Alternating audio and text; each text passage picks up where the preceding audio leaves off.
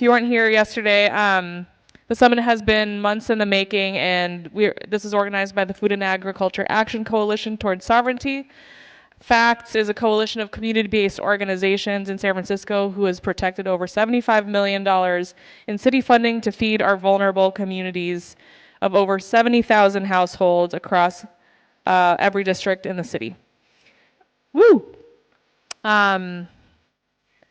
Welcome to day 2.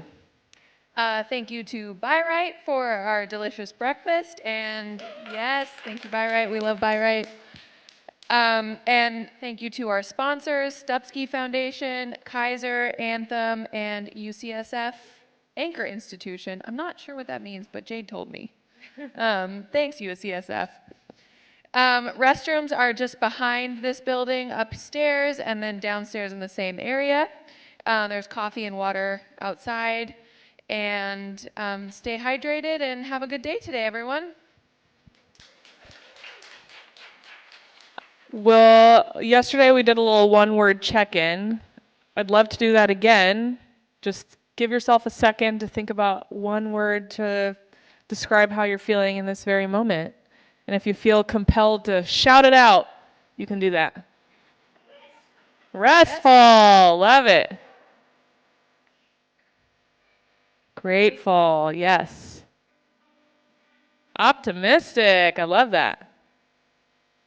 Inspired. Yes. One more. I'm feeling less amped than yesterday just because of energy, but still amped internally in my mental, emotional, inspired mental state. So if I physically don't look amped, it's still inside. Appreciate that, Andy. In case you all were wondering how I was feeling. Well, I'm amped to introduce one of our amazing city leaders. Yesterday, Raj Patel talked about needing an inside-outside strategy, and the person I'm going to bring up to stage today from the Human Services Agency, Susie Smith, is one of our great insiders who's championing food inside our city. Susie directs agency-wide services in the areas of strategic planning, performance management, government and legislative affairs, communications, and interdepartmental initiatives. No big deal. Susie, she just doesn't do very much. Prior to joining the agency, she worked at the San Francisco office of the Controller's City Performance Unit, where she managed analysts and provided technical assistance and research to city managers to improve the effectiveness and efficiency of various public services. Susie has more than 20 years of experience in public development, public policy analysis, research, and public and nonprofit management. Thank you, Susie, for being here. Woohoo! Thanks for having me. I'm excited to be here. Is this on? Can you guys hear me? Here, let's switch this. Okay, thanks.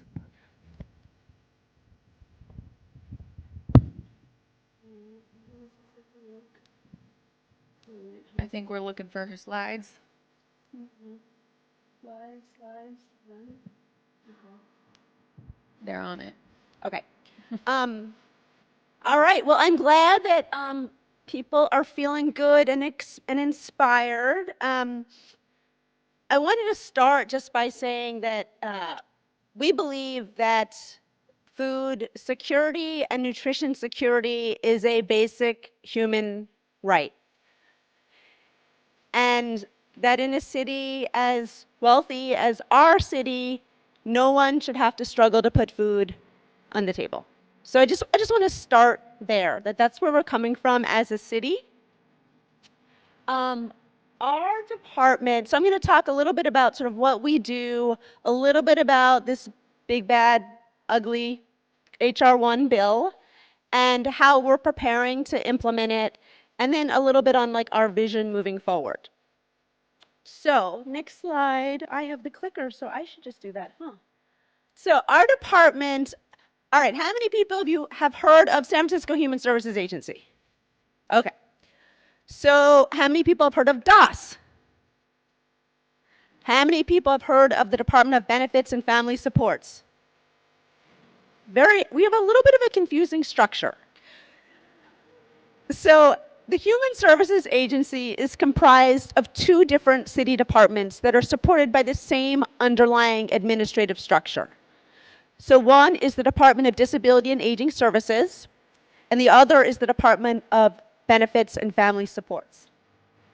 So as an agency, we serve 1 in 4 San Franciscans. So we have a huge reach. We administer the public benefit program. So in addition to CalFresh, of course, in Medi-Cal, CalWorks, CAP, in IHSS. And we also provide a variety of community services, job training, free and discounted. So do you guys know that if you are on a public benefit, you can get free access to most museums or reduced price to most museums in the city? So that was something we started in partnership with the Treasurer's Office, because part of what we believe is that not only rich people should have access to the amazing cultural resources of this city, and it is so expensive to go to museums.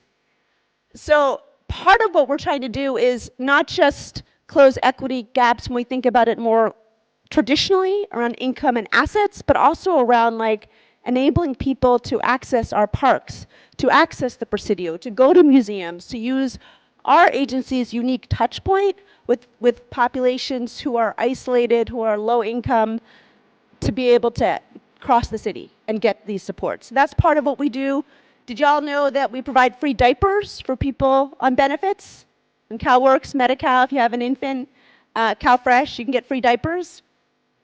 And of course, we invest in food access. As a city, San Francisco invests $60 million in food support to address a need that is unmet, even with that investment. We know that food insecurity and nutrition insecurity is a persistent and pervasive problem in this city. HSA alone, we support $51 million in strategies that you all implement, many of you in this room, right, to meet diverse needs of our city. So this includes things like vouchers to help single moms working 2 jobs be able to afford groceries. It includes things like homebound meals and groceries delivered to seniors and people with disabilities who have trouble making it out to a food pantry or to the market. It also includes market-style pantries across the city and innovative models like the D10 community market.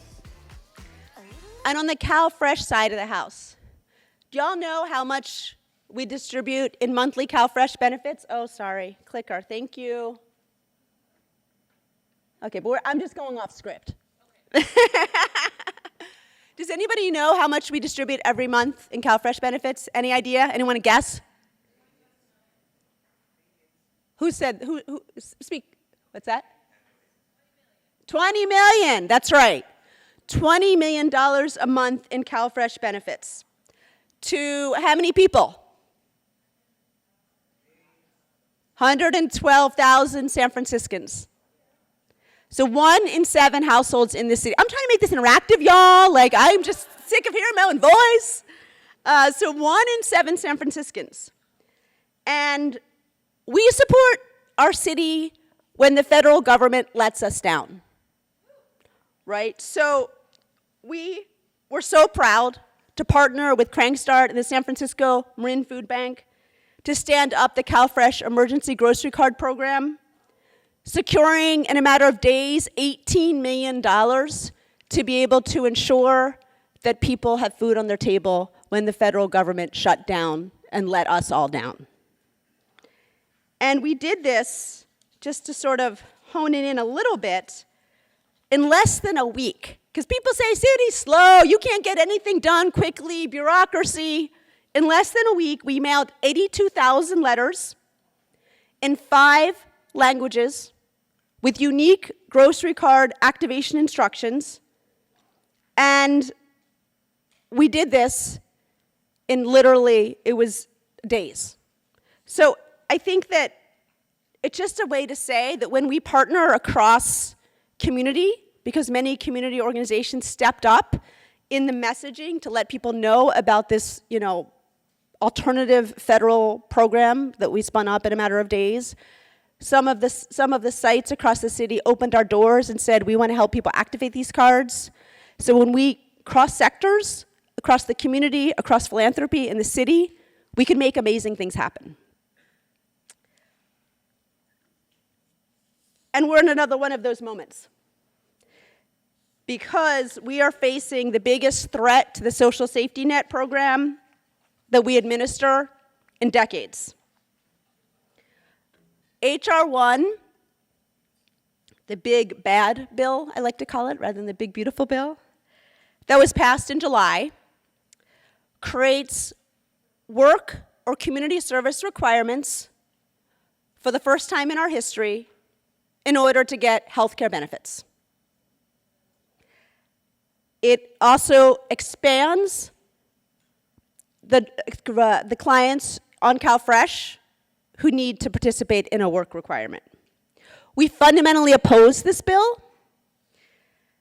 It would impact about 20,000, we're estimating, many, and I want to be clear, many people, thousands of people will be exempted. There are a lot of exemptions. So if you have a disability, if you have a mental health disorder, if you're in a substance use disorder program, if you have a child under 14, there's a lot of exemptions. So when I said we have 112,000 people on our caseload, we are estimating, and it's estimates because we don't know exactly, but based on the available data, that about 20,000 CalFresh clients will be impacted by the work requirements. And I think, these will roll out beginning June 1st, but I think it's really important to understand it doesn't roll out all at once. The requirements, it's for people when they apply. We will be screening for exemptions and then explaining what the requirements are if they're not exempt, or when you recertify. So it will roll out over time, and there are 3 months where you cannot comply and still get CalFresh. So while it begins in June, the real impact won't be felt until September for 1/10 of our caseload. So it is scary, and we're opposed to it, but I just want to put a little bit of context. And the whole premise, do you guys remember what this bill was funding? What the bill, HR 1 actually was trying to fund through these cuts? Tax cuts, thank you, for whom? For you all, for me? No, right, for the wealthy. And interestingly, while there were some changes in eligibility, certain immigrants that don't have legal permanent residency status will not be eligible, and that's a real harm and an assault on our immigrant communities. There were not, I don't want to it's not but, I just want to say though, there were not widespread fundamental changes in the program that one might expect. Instead, what did they do? They created so much administrative burden that they assume people will drop off the rolls. Make them work. Make them do community service. Make them recertify for health benefits twice a year instead of once a year. You do all these things, and data shows people drop off the rolls. They don't want to do it. That's a time tax, right? In San Francisco, we said that's bullshit. Sorry, is this being recorded? We are going to do everything within our power to lessen that administrative burden, to make it as easy as possible for people to be exempt, for people to get connected to community service or job training or education or work opportunities so that they can comply, to look at our processes and figure out, I know we're bureaucratic, right? We got to implement all these state and federal rules, and we're bureaucratic. But we're taking a look at our processes and seeing where we can improve, how technology can help. We're developing an app for employment opportunities. So we're doing all these things because this is the way we are able to combat the underlying premise of let's make this hard so people drop off. We're doing everything within our power to make it easy so people don't drop off. We have a webinar coming up. Now I'm going back on script. We have a webinar coming up for the community on April 30th at 10 a.m. It's on our partner resource page. We also have a newsletter you can sign up for to always get information. We already have over 500 people signed up for the webinar. So you'll need to do watch parties because we have a limit on how many people can actually sign up. So we're encouraging people to do watch parties and to sign up and get the materials. And this will go over in more detail what these work requirements entail.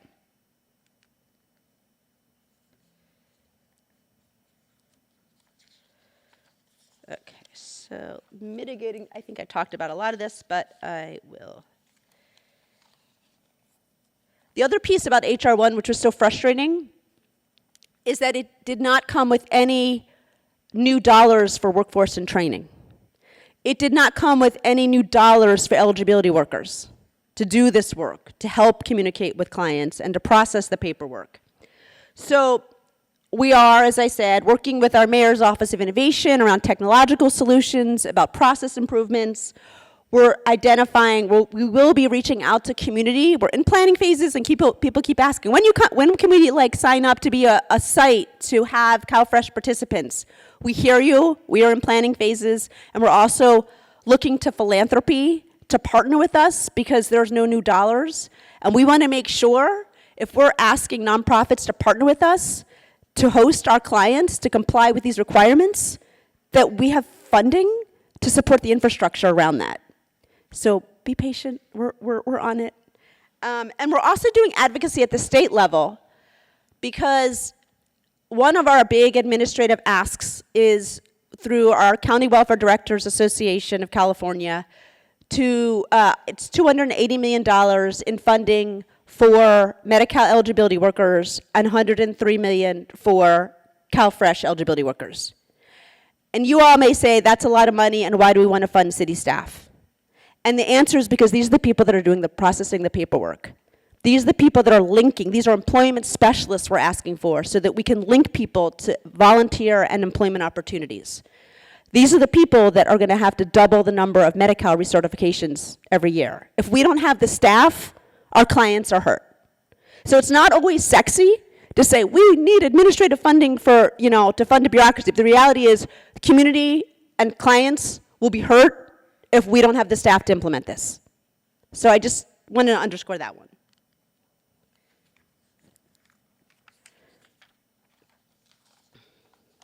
So our role, HSA's role around food security is really, and nutrition security, is really providing, one, CalFresh as the basic backbone for food security and trying to protect it in the ways that I've just identified, and looking at how we can improve our processes. We just opened up a new service center, y'all. You know that?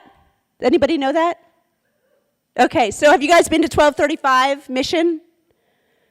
What do you think? Could use some improvements. It's an old, beautiful Art Deco school, SFUSD building, love the building. It's in need of repair. And so I'm proud that just this week we opened up a new service center at 1460 Mission, which will serve clients on CAP, CalFresh, Medi-Cal. So it's focused mostly on the single adult population. We still have 170 Otis for CalWorks and 1440 for both Medi-Cal and CalFresh. But the service center, it looks really nice. It looks like you're walking into a place that's like dignified. It almost looks like private sector-y, right? And so we believe that clients should be treated like anyone else. And when you walk into our service center, you feel like it's a dignified experience. And so we're proud that we're able to open this service center. In addition, does anybody know we're going to actually be on the road with a mobile van and doing benefits outreach in community soon? Right? So we know it's not easy to come down to our offices, right? People are busy. People are working 2 jobs. And so we are, next month, we will be launching our mobile benefits office, and we will be going from community to community. And it'll be a full service van. So you can apply for benefits, do benefits maintenance, you lost your EBT card, we can issue a new one. So we're really excited about that. At HSA, so 70% of the food programming in the city between CalFresh and our DOS, Office of Community Partners, Office of Community Partnerships, OCP, and CFAT, Cindy Lynn, raise your hand. Our citywide food access team leader. It's the hub of the city's food support work. And so one of the things we're trying to do is support more coordination and data transparency. So as we think about a vision moving forward, firstly, everything that we need, everything that we do, is centered on three things: equity, choice, and accessibility. Why is choice so important?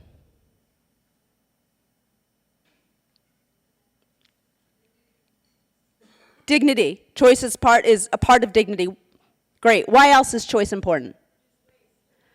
That's right. If you give me something I don't know how to cook, I ain't gonna cook. If you give me vegetables that a rich person would not pick in the grocery store, I'm not gonna eat those vegetables. And so we believe that fundamentally we have to provide high quality, nutritious, delicious food for clients.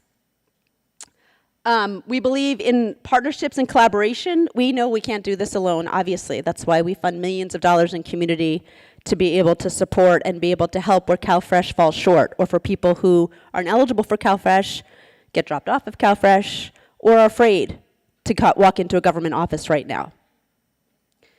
And we also recognize that our part, where we lead at HSA, food security, nutrition security, that is only one piece of a larger puzzle around food justice, food systems, worker rights, where we get our food, how we procure our food. We believe in a larger vision around looking at the system, the food system, in all of its facets. Our role, we gotta stay in our lane, right? Like our role with HSA is around food provision and support, but we believe in a larger vision, and we support that larger vision. So the next steps, I'm excited that the mayor's office is interested in formalizing my department's role by creating an office of citywide food coordination, similar to what CFAT does. Woohoo! I'm making an announcement. Isn't that fun? Making an announcement. So they are interested. We had a form of this legislation last year, was not successful. We are excited to partner with community. I know many in the room want a mayor's office of food coordination that can hold that broader vision.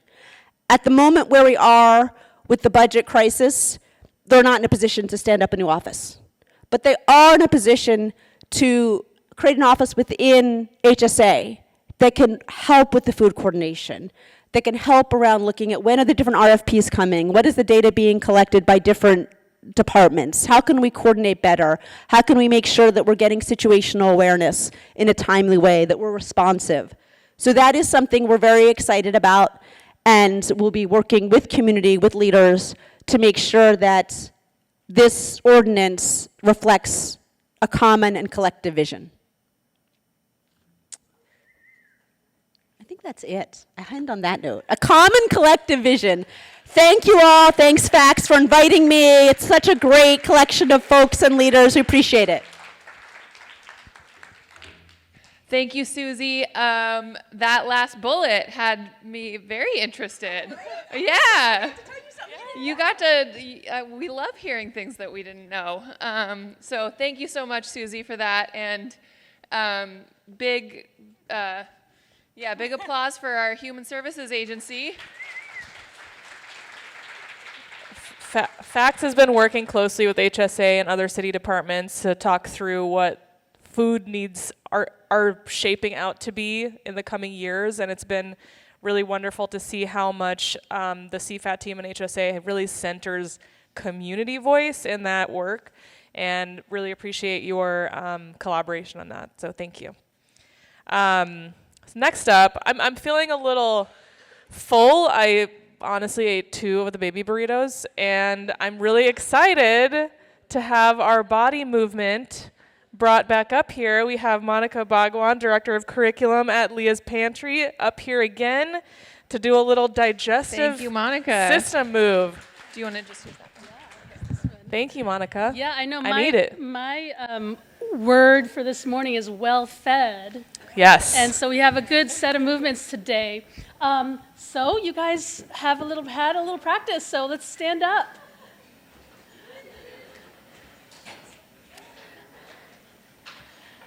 All right. So we're going to reintroduce this idea of proprioception and interoception again, and just get back in touch with those sensations. So if you can, close your eyes or look down, just so you're not staring at anything. If you need to, you can hold on to something if you're still a little unstable on your feet. And you are just going to take 2 deep breaths in through your nose and out through your mouth. One more. In through your nose and out through your mouth. Now, you're just going to feel the ground underneath you. Can you feel where your feet are connecting with the ground? Where is there more pressure on your feet? Are the balls of your feet touching more, or the heels? Is it moving? Is it shifting? Now scan up. Are your legs shifting in space? Now you don't have to hold yourself tight. Just feel the way your body's swaying and feeling in the space. How about your hips and your waist and your shoulders and your head? Feel where it is, kind of relative to the space around you. Even if you can't see what's around you, you can feel it. So that's your sense of proprioception. So now you can keep your eyes lowered or closed. And now pay attention to what your heart is doing. And just notice the sensations that your heart is making.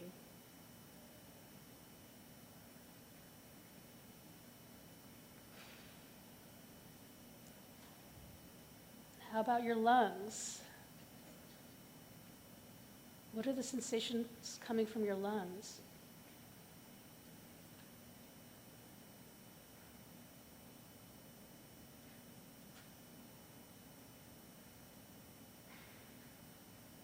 And then your gut, your digestive system.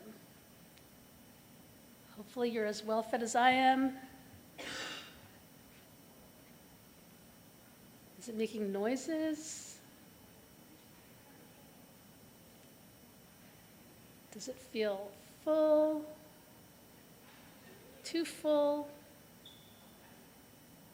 Not full enough?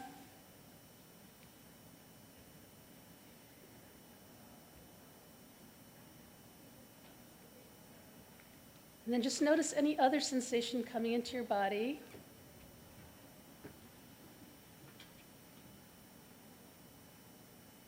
And when you're done investigating your sense of interoception, you can open your eyes. Okay, so I have to start with something we did last time because I, of course, got the count wrong again. And it's our 8-5-2-1 exercise, our shakeout. So I stopped at 5, and then somebody told me, you didn't do 2 and 1. That's the best part. So you remember we did the shakeout? So let's start. And make sure, keep me accountable for the count, because I lost count. All right, so we're going to start with 8. So 8, 7, 6, 5, 4, 3, 2, 1. 8, 7, 6, 5, 4, 3, 2, 1. 8, 7, 6, 5, 4, 3, 2, 1. 8, 7, 6, 5, 4, 3, 2, 1. See, testing your proprioception there. All right, 5. 1, 2, 3, 4, 5. 1, 2, 3, 4, 5. 1, 2, 3, 4, 5. And 1, 2, 3, 4, 5, and then 2. 1, 2, 1, 2, 1, 2, 1, 2, 1, 1, 1, 1, 1, 1, 1, 1. All right. Great, you guys. All right. So this now is a movement for your nervous system, for calming your nervous system, or you could use it to activate your nervous system if, like for me, at 3 o'clock I get sleepy, and if I do this a little bit more, it starts to bring my energy back up. So we're going to do a little tapping. Anybody do tapping before? Yeah, okay. So tapping's great. So you can do little raindrop taps just to soothe yourself. You can do a little bit more of a percussive tap, okay?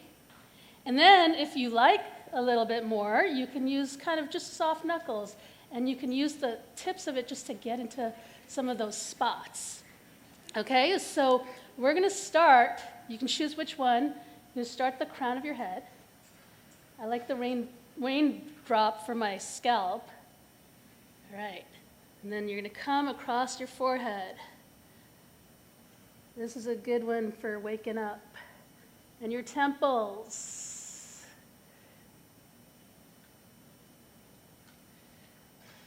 Now, if your glasses aren't in the way like mine, you do the top of your cheekbones, and you can kind of give that one like right on the bones, like a nice pressure. That feels really, really good. And along your jaw. And your chin, right under your lip. And then above your lip.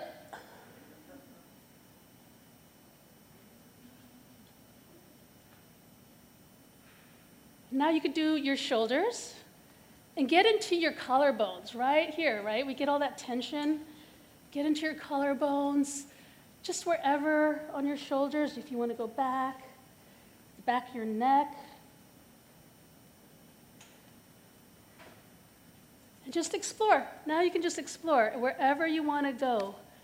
You can do your palms up your arm. You can get as loud and firm as you feel like. All right? Don't leave bruises. Just do it as comfortably as you need to.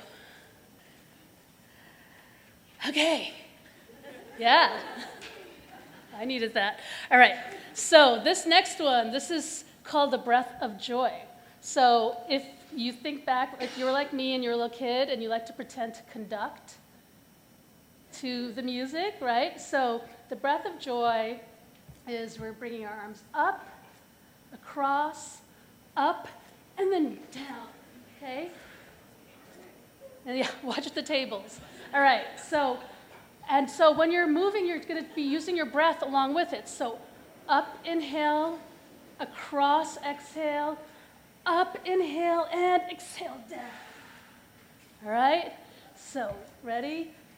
Up, across, up, and down.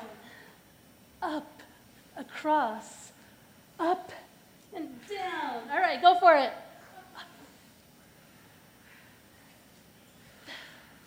Last time.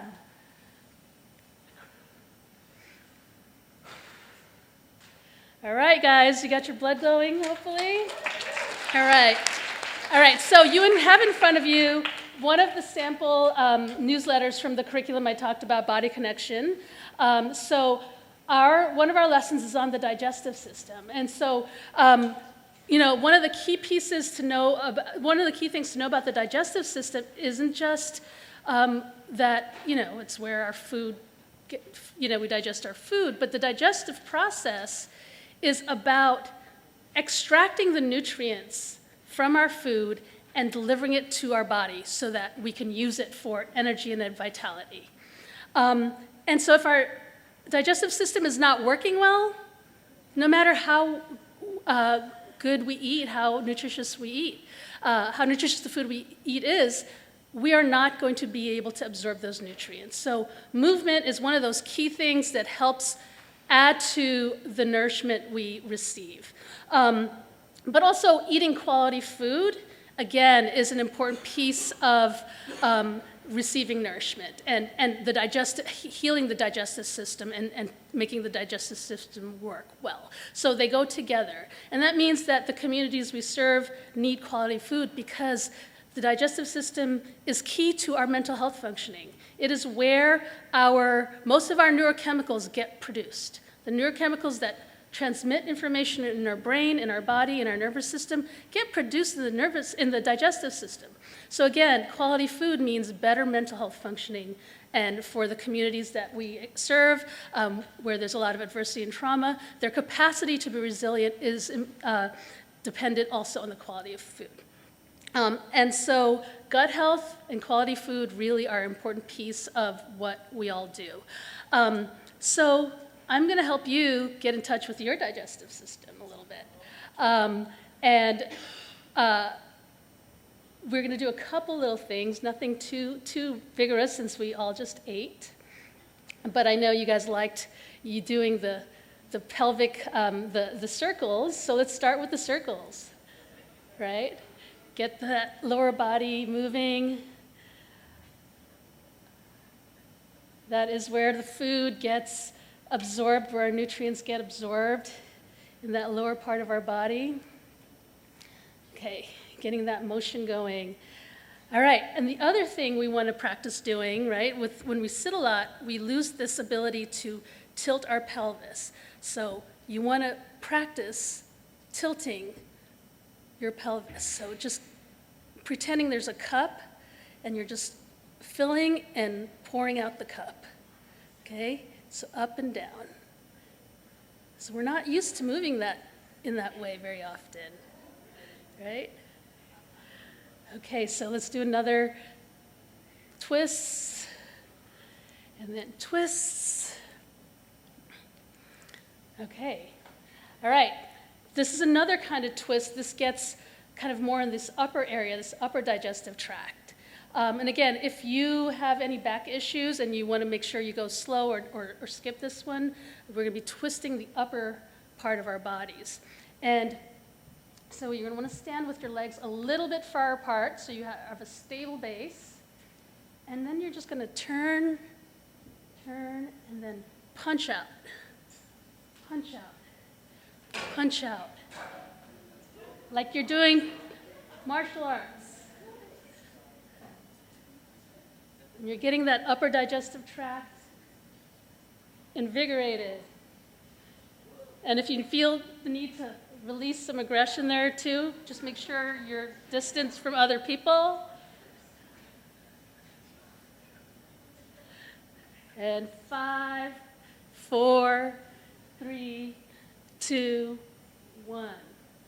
Now, you know, our Asian community members do this all the time, right? Remember last time I said our ancestors knew what they were doing when they developed different practices. And of course, this is a movement you see a lot in Tai Chi and other Asian martial arts. Finally, well, next to final, let's do a little belly massage. If you just ate, you might not want to push too hard, but this is a really good one to do when you are a little bit of a upset stomach. Speaking of ancestors, this is something that in India they do with babies all the time, right? So you're going to take your fist and you're going to put it in your lower right quadrant, right above your hip. And then you're going to take your other hand and push it in as comfortably as you want. And then you're just going to push your fist in and get that in the direction of the colon. And you're going to just get some motion going, get some pressure going, get some blood flow going. Make room for lunch.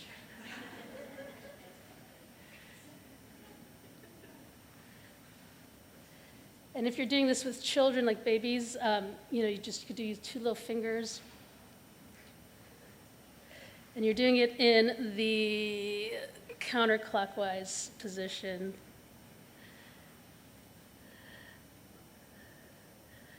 Okay.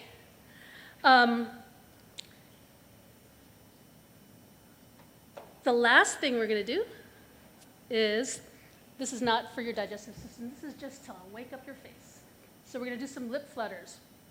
So you know how babies go do raspberries?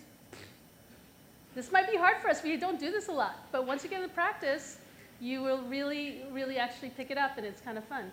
Now you'll know why they do it. So you're going to purse your lips together and just flutter.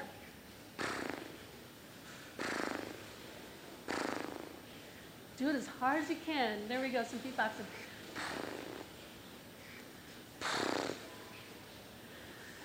All right.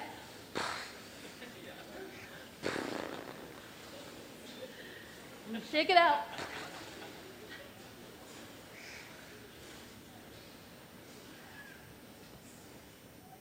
All righty.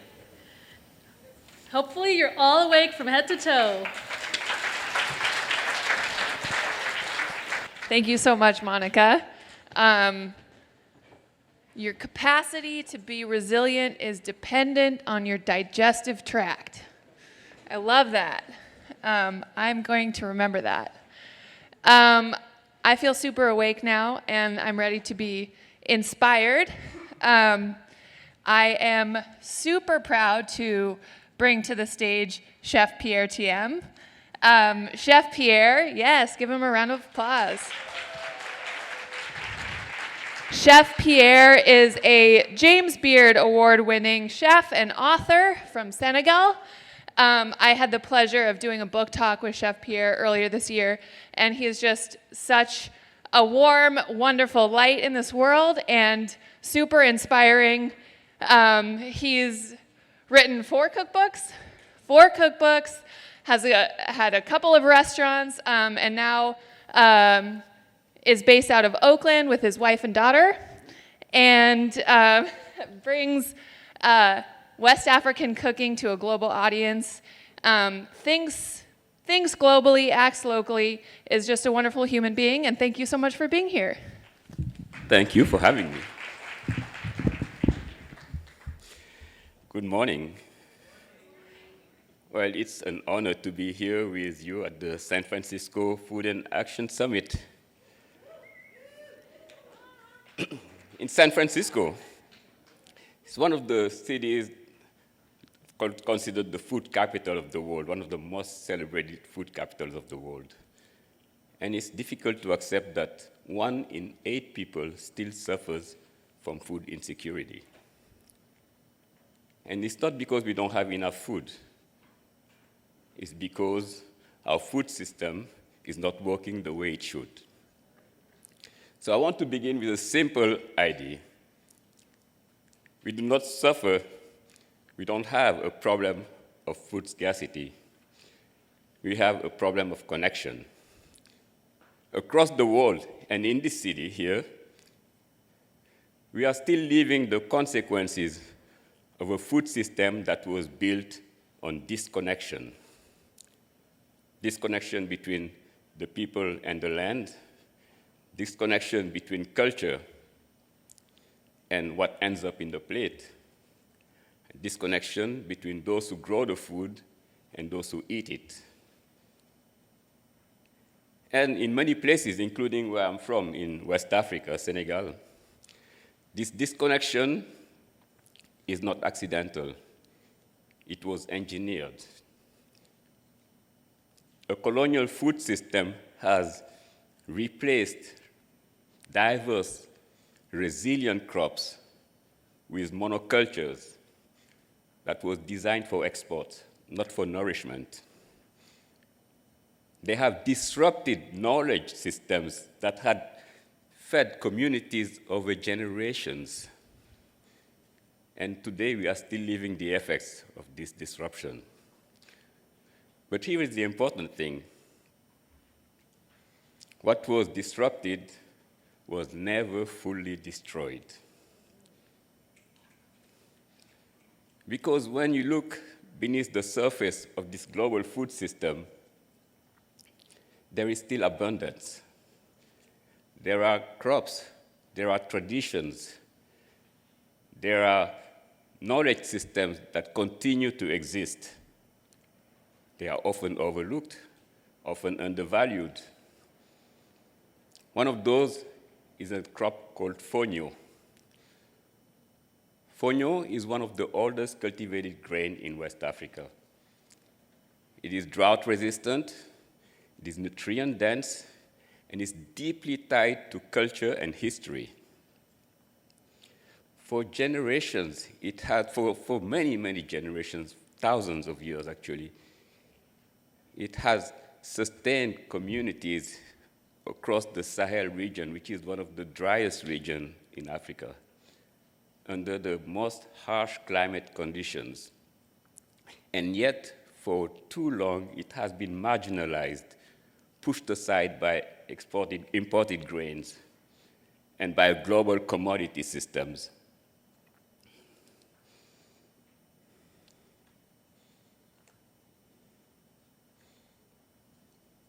So when we started working with fonio, we didn't just bring something new. We didn't actually bring something new. We reconnected small farmers to markets. We connected tradition to innovation. We connected cultures to communities. And that's what we mean by connection. But let's come back to San Francisco. San Francisco is a city of innovation, creativity, and an extraordinary culinary talent. Yet, these same patterns of disconnection still exist. Food flows through the city, but not equitably into communities.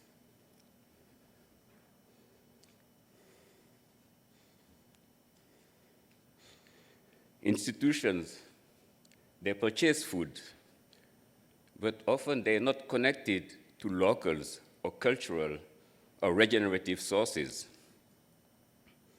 Community organizations are doing extraordinary work, but often in isolation from one another.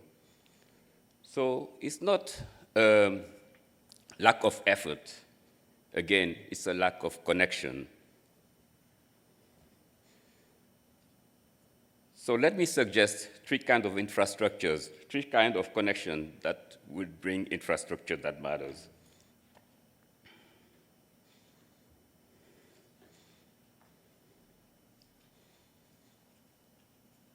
The first one is a cultural connection.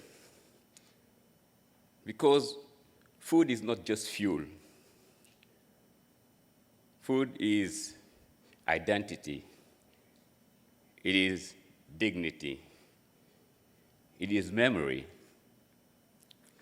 A good food system cannot just feed people with calories. It just doesn't provide calories only. It has to provide culturally relevant food. When people identify themselves with what they eat, with their food, something shifts. Health improves. Participation increases, and communities strengthen. The second connection is about supply chain. We need to shorten the distance between, not only the distance geographically, but structurally, between the producers and the communities. And that distance, we do it by not only supporting small and mid-scale producers, by also making sure that underutilized crops and culturally relevant crops have access to market. And also, the most important part, shortening the distance by making sure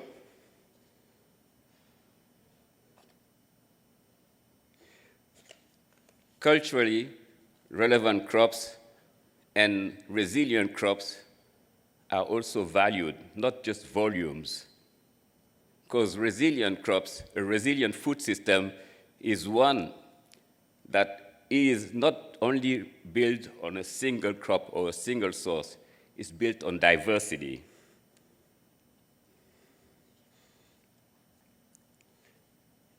And lastly, the third connection is the institutional connection. Because institutions, schools, hospitals, public agencies, these are powerful actors in the food system. They don't just purchase food, they shape markets. So when procurement is aligned with local production, with cultural relevance, these institutions now become real engines of transformation.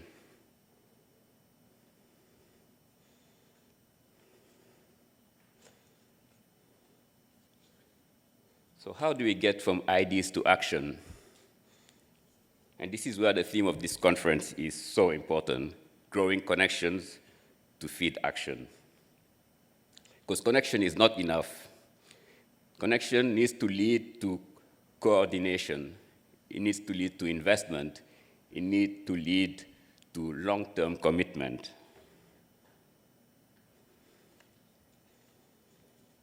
And the work of coalition like FAACTS is so relevant, it's so important because what you guys are doing is breaking the silos. And when you break the silos, you bring people into relationships, and relationship is when the system begins to change.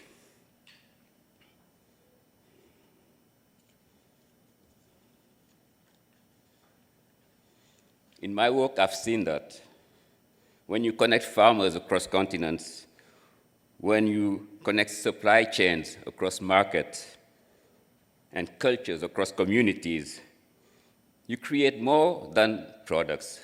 You create possibilities. You create income for farmers. You create healthier food choices.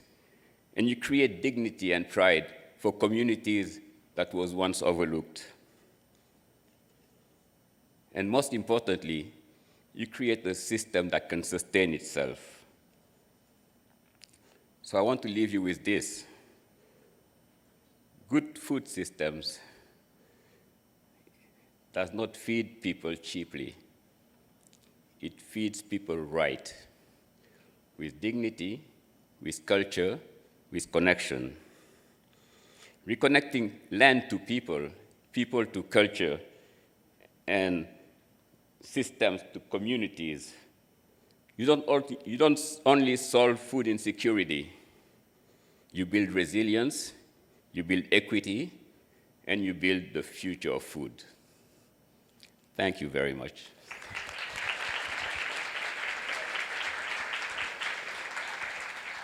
Thank you so much, Pierre, Chef Thiam, everyone.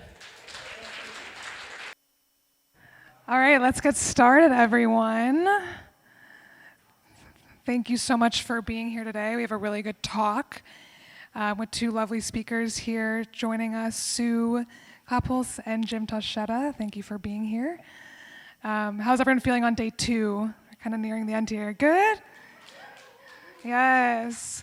This is all of our first summit, and we have been loving it. So much to learn about our food system, so much to learn about building community and strengthening our food system, and I'm excited to welcome in a talk that's a bit different, but hope everyone's open to alternative ideas in the same goal of building that better food system. So just a little bit about me. But just to introduce myself, I've met a few of you, but not everyone. My name's Danica Berry. I'm what I call a consumer understanding researcher, which kind of covers a lot, but my background originally is and was in food science. Got my bachelor's and master's degree in food science and technology, and from there went on to work at Impossible Foods in the Bay Area, making the world's best plant-based meat, in my opinion, and then later at Wild Type, a company just down the street. If you see a pink W on 3rd Street in Dogpatch, that's Wild Type. They're really cool. They're making cell-cultivated salmon, which we'll also actually talk a bit about as just a concept today. But I'm here to facilitate a conversation that I'm really excited about food technology. And these kind of ideas, concepts that we can bring forward, what they are, because I know maybe some of you, a lot of you, might not know what they are, so we're going to talk all about that, what they're not, importantly, as well. And what are the challenges in adoption and scaling something in a better food system for these, as well as their role. And Sue and Jim are going to help me do that. So agenda, just briefly, going to introduce Sue and Jim. We'll go through the panel, which is about 70-ish minutes, and then we'll have a live Q&A. If you guys have any burning questions, because I know we want this to be engaging, and Sue and Jim are on board with that too, so if at any point something comes up, you're like, I don't want to forget it, and I want to ask it right now with the momentum, please do. Sound good? Awesome. Okay.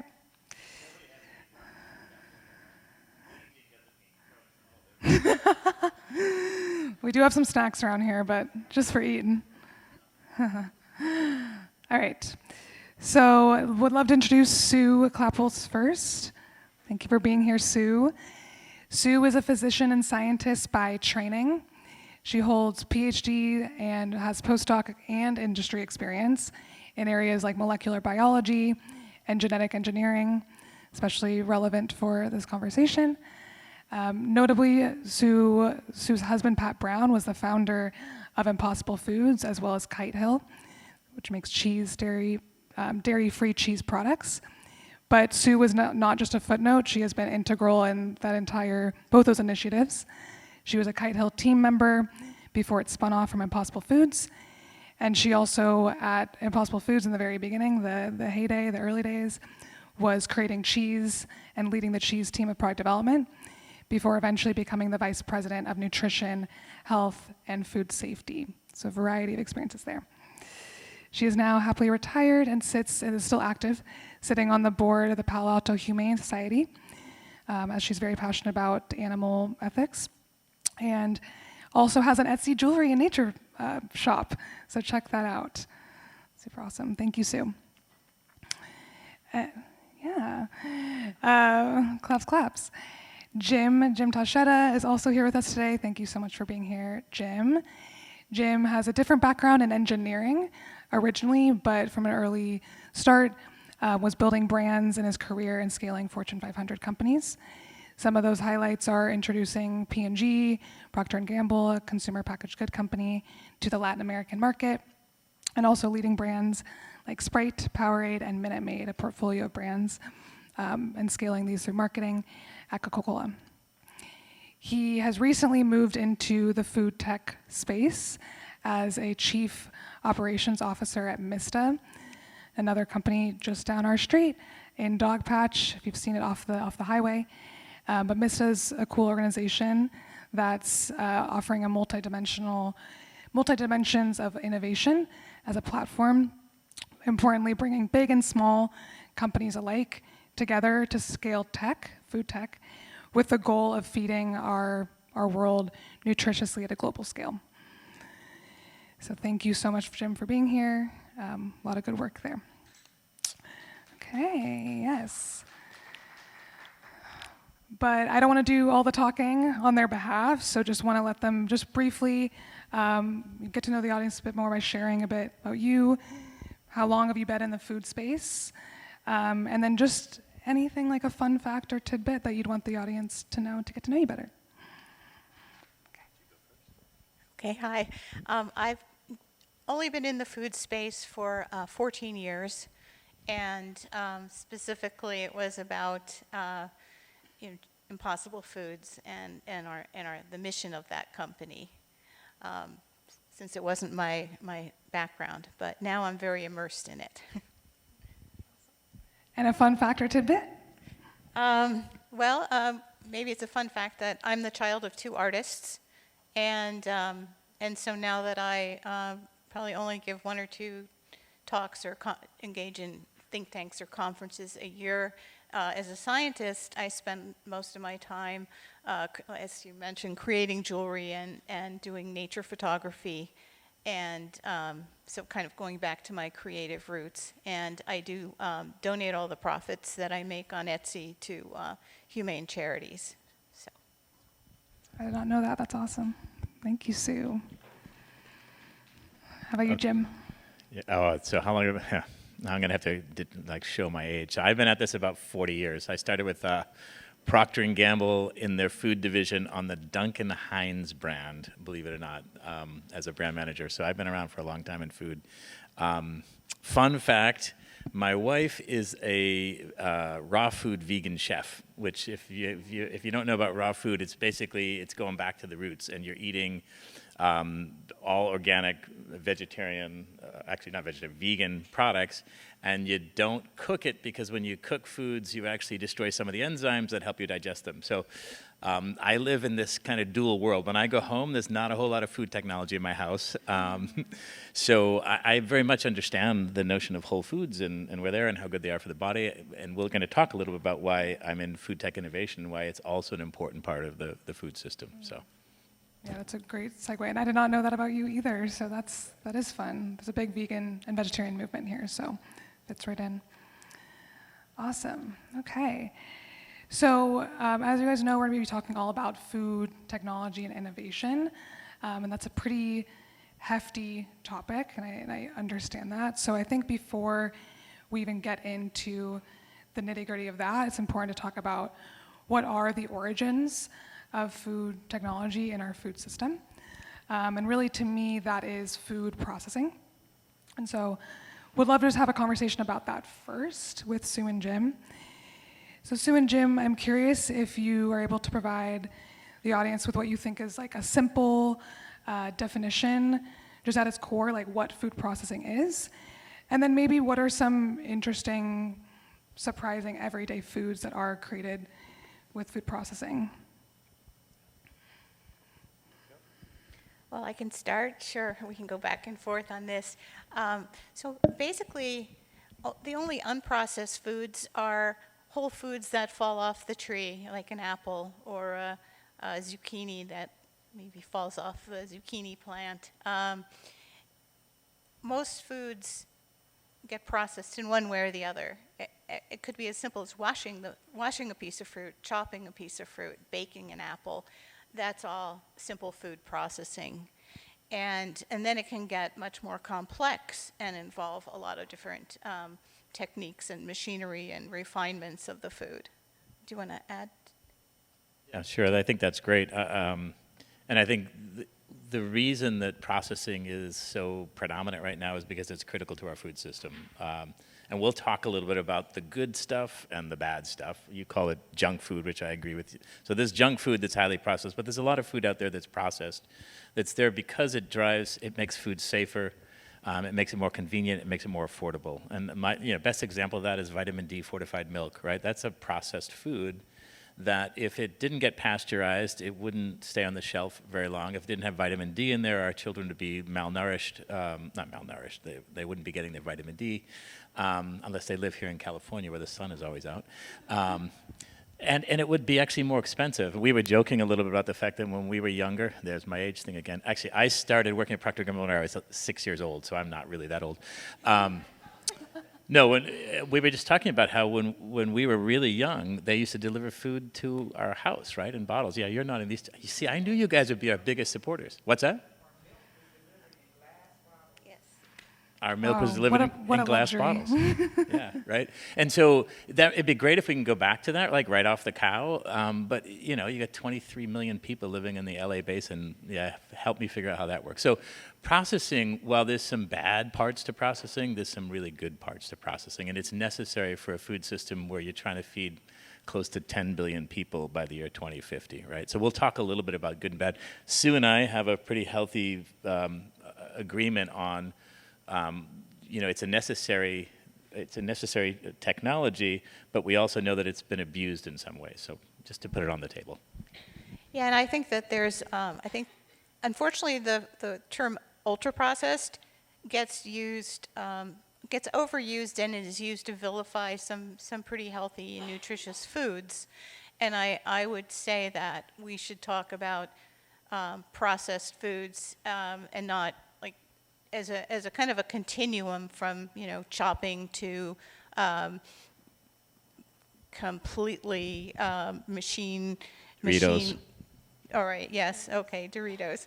So anyway, it's a continuum, but ultra-processed foods have been defined, were defined actually by this Global Food Commission in 2016 in a way that's kind of taken off and then been used as the definition. And in their definition, they describe ultra-processed foods as being foods that are very high in sugar, salt, and or fat, are deplete of protein, fiber, vitamins, minerals, and other nutrients, which in my mind that describes what I would call junk food.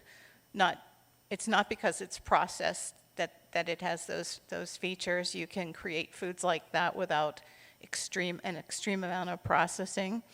But also that this food is often ready to eat or ready to heat, which again is a convenience that I think a lot of us would say is not necessarily a bad thing. It's really what's done to the nutrition of the food that is key. And I think that when we talk about healthy food choices, it's important to look at nutrition and not processes. What is left in the food, what is there in the food.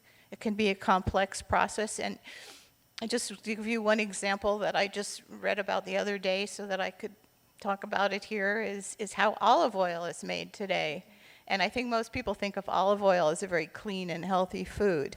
So ripe olives are picked and they're crushed in machines, and then there's something called malaxation, where the olive slurry is stirred at cold temperature by a machine to make an emulsion for quite some time.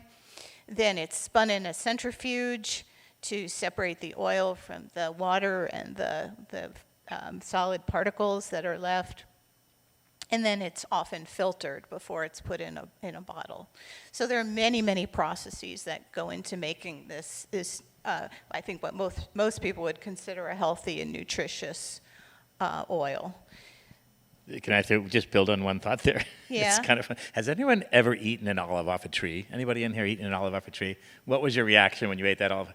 Horrific, right? Like bitter, just like you couldn't get that taste out of your mouth for about a week, right? Well, part of that processing is to pull that bitterness out, right? And if we didn't do that, we wouldn't be eating olives. I promise you we would not be. Try it someday, by the way. I dare you. Go find an olive on a tree and try one. They You have will them at the regret Ferry it. Building. You can buy some olives. But anyway, to Sue's point, like olives are processed, and to turn them into olive oil, you have to go through some processing. Otherwise, we wouldn't eat them. And that's a great example of a healthy food that would not make it through the ultra-processed food definition. Yeah, I think that's already such a good overview and took kind of some of the questions out of my mouth there. I'm curious, is there ways that people, because there's a lot of these definitions, there's a lot of words that people have, but knowing what they really mean is important, and also knowing how we can discern what is good for us. Can you guys speak to that at all, of like when it comes to foods with processing from minimal to ultra, how can we start to discern that for the sake of ourselves, but also for our communities, and knowing how to educate our communities? Well, one thing that I become more and more aware of by working in the food space and reading is that what we choose to eat has a huge impact, not just on our own personal health and our own disease risks, because we know that certain foods are healthier than others. Certain foods are associated with risks of obesity, cancer, diabetes, heart disease. But one thing that I think a lot of people don't think about is that what we choose to eat has a huge impact on the environment. It has a huge impact on climate. It has a huge impact on the viability of species, and I can get more into that if people are interested. And it also has a huge impact on public health, because what people don't think about is where do flu pandemics arise? They arise in large confined animal feeding facilities and spread and mutate and then infect humans. That's one example. Where do foodborne pathogens come from? What is if you think about large animal processing facilities, what is the effect on the lives of the people who work there and the people who live near these facilities. So there's just so many issues that are associated with our food choices that go beyond ourselves. And I think that knowing what these connections are can help inform the kind of choices that we make. So we're not just deciding for ourselves, we're deciding for the planet, and we're deciding for our communities. That's great, Pat. Pat, Sue. I was channeling your husband too, who believes very much in what you just said as well. The other thing, I think back to the original question around like how do we better understand what's more nutrition? Is that what the question was? Like how do we identify foods that are better for us? Is that? Yeah, how do we discern? How do we kind of cut through some of that noise? Yeah, and I think it's challenging. And I think what makes it challenging, we have nutritional facts on the back of right? Everybody's seen the nutritional facts, and they try to tell us our daily vitamins. And I think that's helpful to some degree, because it's actually, that's not bad, right? Like I think as much as the government is a little bit maybe misguided right now, that is a way for you to quickly say, oh, this has a lot of sugar in it, or this has a lot of fat in it. But at the end of the day, and you'll know this because you're a consumer person, we're kind of lazy as a species. By the way, that's not a derogatory thing. Our brains are designed to try to be as lazy as possible to conserve energy, right? So I don't judge myself, because I'm lazy, about the fact that I don't read every panel, like on the back, but the facts are there. Here's what's encouraging. There are new tools that are coming out that'll make that much easier for us. And I won't go down this path right now, but AI is going to actually completely open that up, where we don't have to read the panels anymore. You know, there is a point, I was describing this to the guys, I'm pretty sure in our future where you won't do grocery shopping anymore. Your AI agent will place all the orders, it'll get delivered to your house, and it'll be based on your metabolic needs, right? Certain class, not everybody, we'll come back to that. But anyway, there are ways to identify foods that are good for you and foods that are bad for you. The best way, by the way, is to just pick it off the tree. Like, you know those foods are mostly good for you. Yeah, and I think I'm kind of someone who does read the nutrition facts on every box, and I look at all the ingredients, and I look at all the allergens, and I think it is important information. I think it would be wonderful for that to be part of, basic education for kids in elementary school, like how to know what's nutritious, what isn't, what nutrients are good for you, which aren't, which are essential, where they come from, and so on. I do think that's really important. I think just as a rule, nutrition education is very important, starting when kids are young, understanding where our food comes from, and understanding what's healthy and what isn't. So I think that can be learned, and I think, and of course, having access to healthy food is so important, and many kids don't, and so I think having opportunities for all children to, like at schools, to have like little farms and things like that, where they grow plants and vegetables, and learn really about where food comes from, not the grocery store, but from the earth. I think that's really important. Awesome. And we have a lot of folks in this room doing that really good work. So, okay, so we kind of touched a little bit talking about the evolution. Things are evolving. We've traditionally used certain ways of processing food, some to create junk foods, as you guys rebranded it, some to create foods that we enjoy and love and are healthy. And food tech is kind of another iteration past our traditional types of food processing, creating new things, right?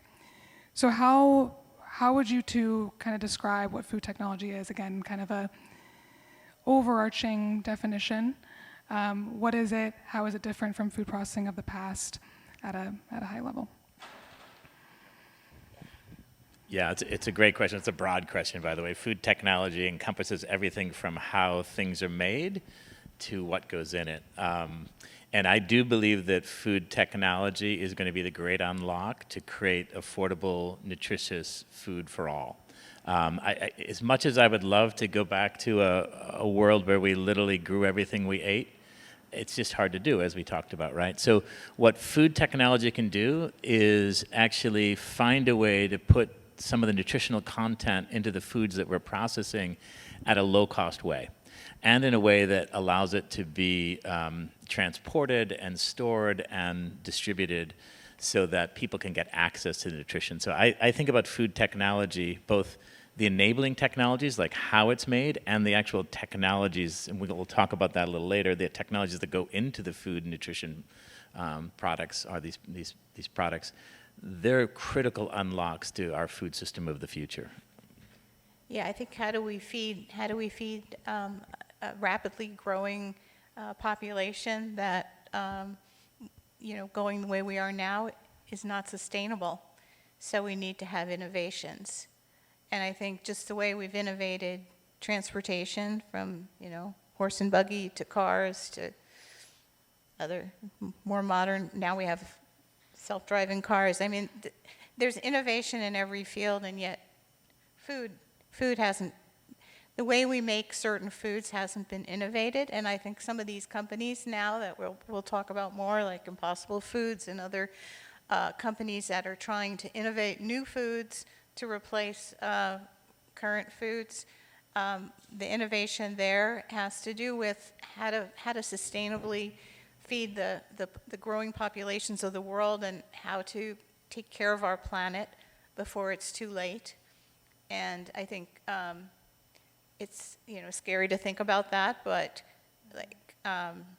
the way climate is changing, as we all experience, with crazy unpredictable weather, and we'll experience only more and more. We have to think about what to do about these problems, and food actually, and food technology is actually part of the solution.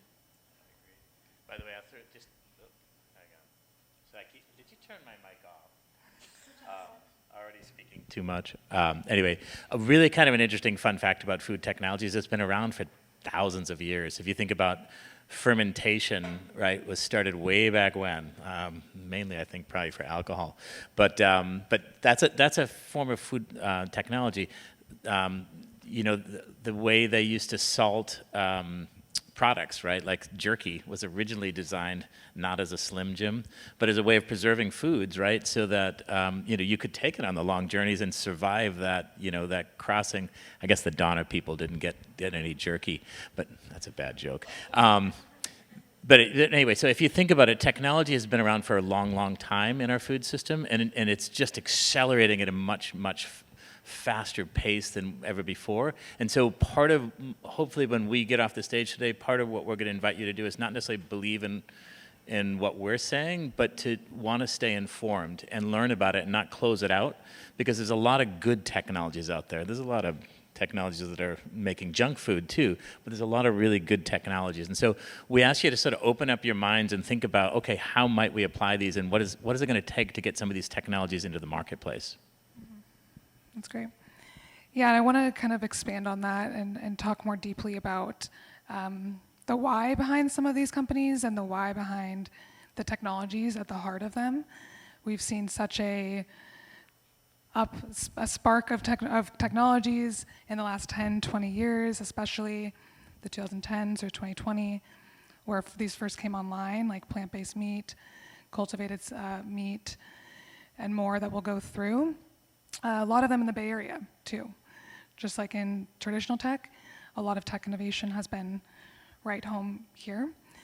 And I don't think it's a coincidence that they're coming up right now, but I'd love for you guys to chat through, like, what at the core, what is the problem that these technologies are trying to solve for in our food system?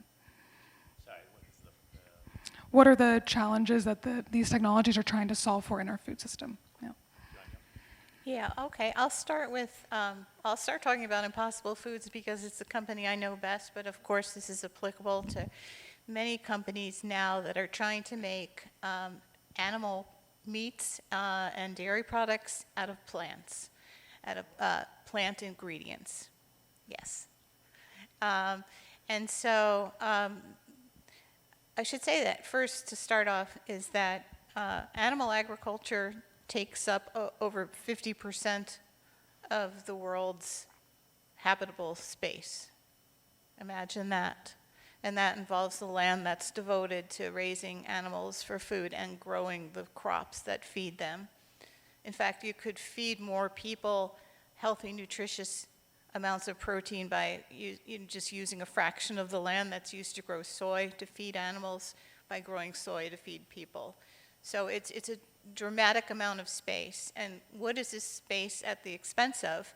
So I was recently at a conference in the Brazilian Amazon, part of a think tank, and the topic was how can we use alternative proteins to solve some of the problems of the loss of biodiversity and the deforestation of the Amazon. Because why is the Amazon deforested? To create land to graze cattle and to create land to grow crops to feed animals.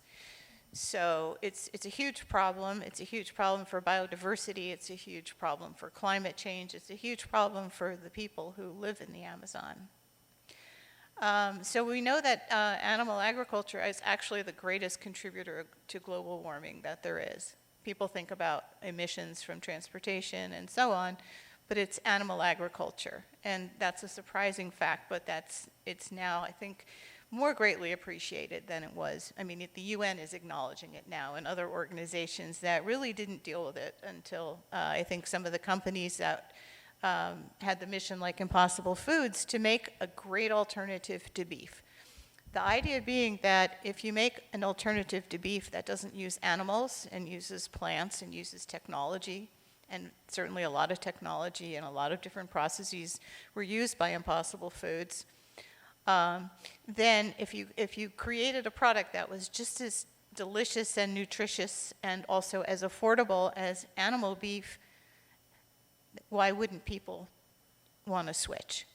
If it had a great impact on the climate, it had no downside to personal health, and it tasted just as good as what people craved. So that was the mission there, and that's what inspired that company. And I think there are other plant-based food companies that have a similar mission. Why make seafood out of plants, right? You could speak more to that, to wild type. Like, why? What's behind that? Well, it's for health of people. It's for health of the planet. It's for animal welfare. There's many, many, many reasons. It's for the welfare and the mental health of the slaughterhouse workers. There's just so many good reasons. But the goal there is it's a very high bar to pass or to achieve, because people crave. In general, people crave meat, they crave the foods they love, they like to make the recipes they're used to making. So imagine if you could do that with a new food that's made by technology, but it's actually real ingredients, it's real food, it's not, these are ingredients that are in all the foods we normally eat, but they're repurposed in a way to create a new food, and this new food tastes just like animal meat or animal chicken. So that's the goal there.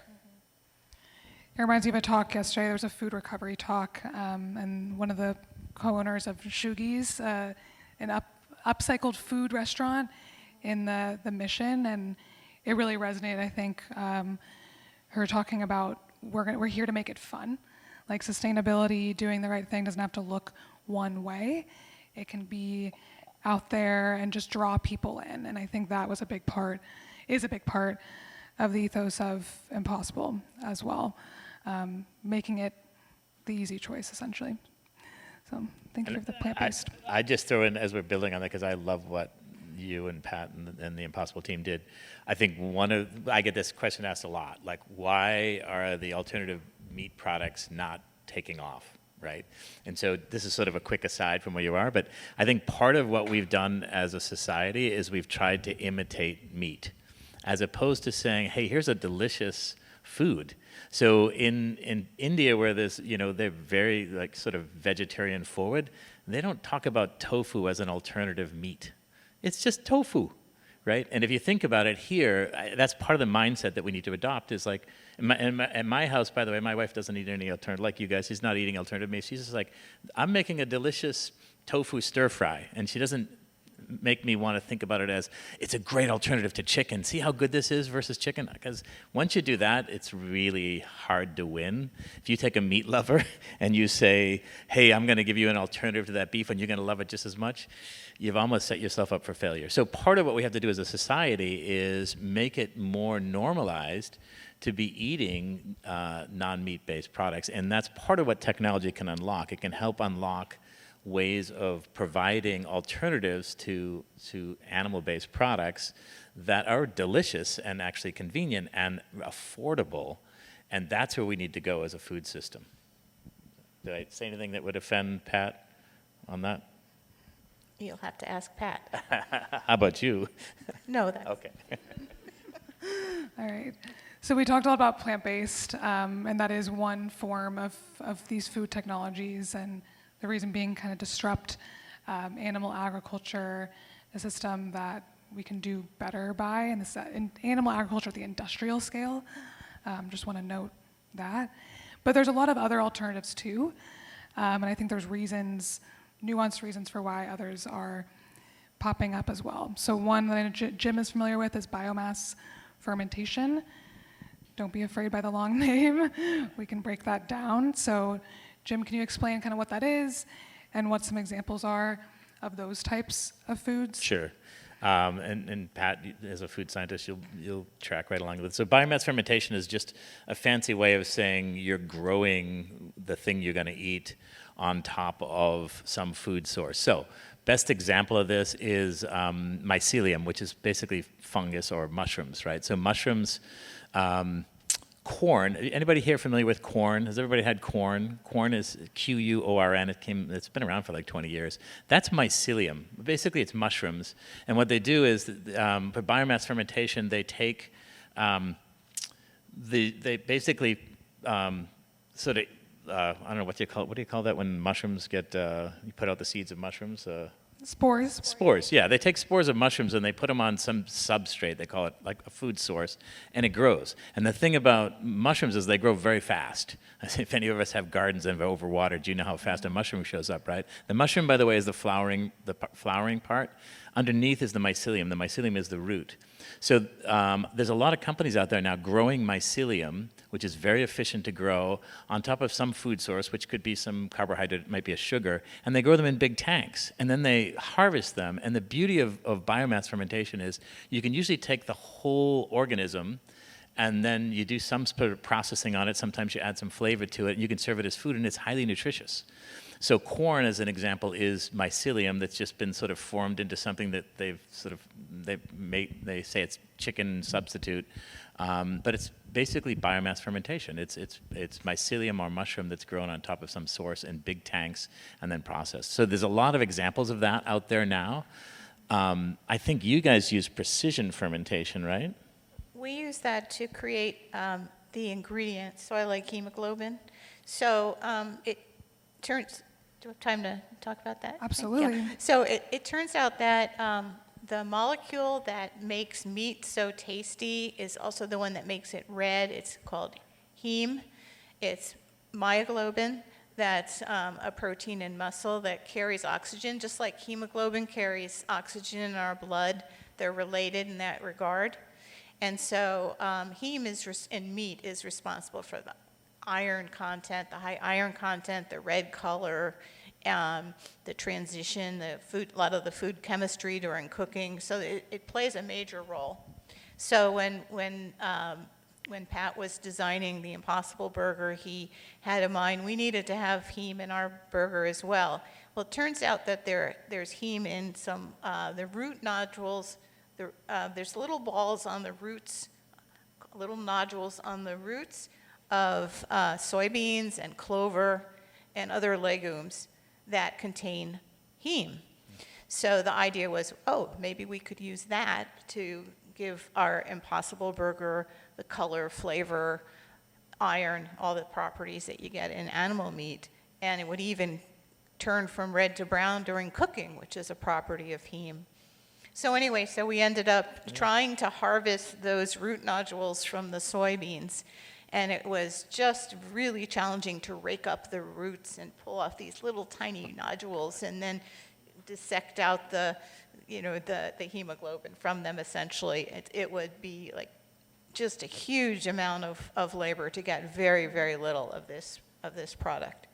So, as with many reasons for doing precision fermentation, it made sense to clone the gene for soy-like hemoglobin and put that into yeast, and then let yeast make, by fermentation, you could then make this product at a very high concentration, and it was much cheaper and more efficient than raking up tons and tons of soybeans and trying to extract from the roots. Right. So that was one example where we use that.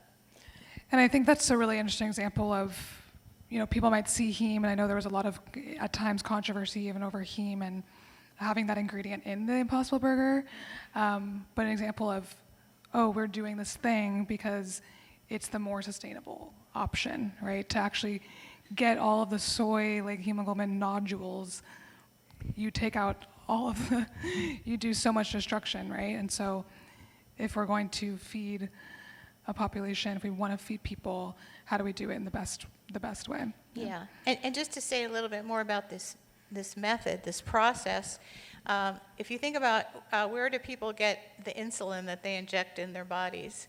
Well, it's recombinant human insulin that is cloned into E. coli or yeast, which is grown up in huge fermenters, and then the insulin is purified from that. And that's why people can take really good quality human insulin that they don't have an immune reaction to. Before that, people extracted it from pigs. Yep. So it's the same method, basically. It's cloning a gene for something you want into an organism that can be grown in mass quantities by fermentation, and the product that you want can be purified away. That's how we make all the vitamins that you take in your vitamin pills, pretty much. That's how we make most of the rennet that's in cheese. If you eat cheese and you see enzymes on the label, that refers to rennin, which is cloned in a microorganism, and it is then added back, used in the cheese making process instead of rennet, which is a group of related enzymes which used to be harvested from the intestines of baby animals. Yeah.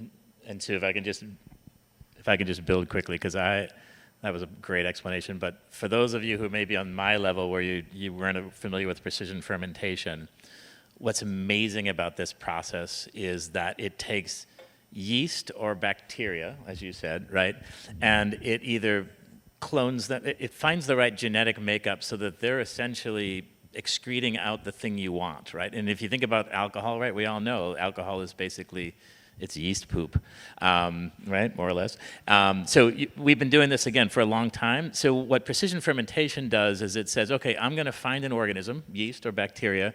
I'm going to program it in some way, and sometimes it's just bred because it breeds really fast. So you can basically say, okay, we like where this genetic strain is going, so we're going to keep pushing them along that thing because they're producing a lot of fat or protein or whatever it is.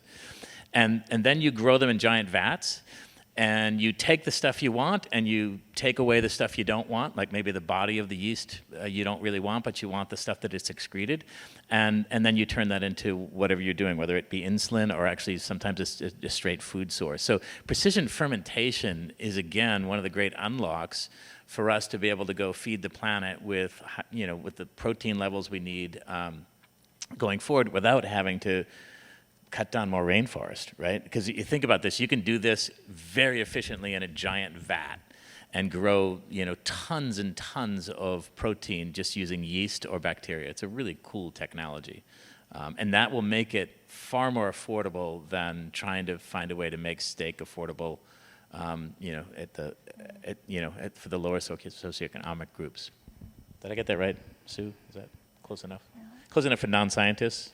Yes, that was good. Okay. Good explanation.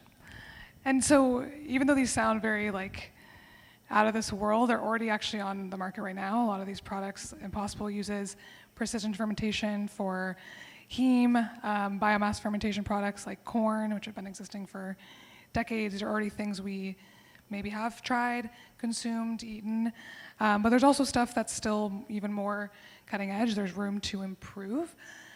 So Sue, I'd love for you to chat more about some of the new plant-based proteins. Maybe that'll be on the rise. Yes, thank you. So, a lot of the plant-based foods that, if you're familiar with some of the plant-based meats, they tend to use either pea protein or soy protein or some combination of maybe rice and mung bean protein as well, but it's a very limited array of proteins. So one of the goals in food technology is to be able to use new proteins and be able to exploit some of the other functions that proteins provide. So we think of proteins as being an important nutrient. We all know that we need protein for our bodies to be strong and to function properly. But when we think about food, protein is not just a nutrient. If we're making a new food, if we're making a plant-based protein-containing food, we want to exploit the various different functions that proteins have. Like, for example, we know how mozzarella stretches, right? This is a cheese that has an amazing stretch, and this is due to a unique property of the protein casein, which is a dairy protein. We don't have that in plants. It would be great if we found a plant protein that could provide stretch. We know that some proteins like egg white protein is a very good emulsifier. It's a very good binder for foods. We recently learned at Impossible that it turns out that potato protein can be a really good binding protein or emulsifying protein to allow when you cook the burger, it doesn't just fall apart. So it would be great to unlock some of the reservoir of new proteins that are available. And one protein that quite a few companies are researching is called rubisco, and that's an abbreviation for a very complicated chemical name that I don't have memorized. And it is the protein in leaves. It's an important protein in photosynthesis, and it's present in all leaves, and it is the most abundant protein in the world, on the planet. Because if you think of all the grass and green leaves throughout the planet, you can imagine that it might be the most abundant protein.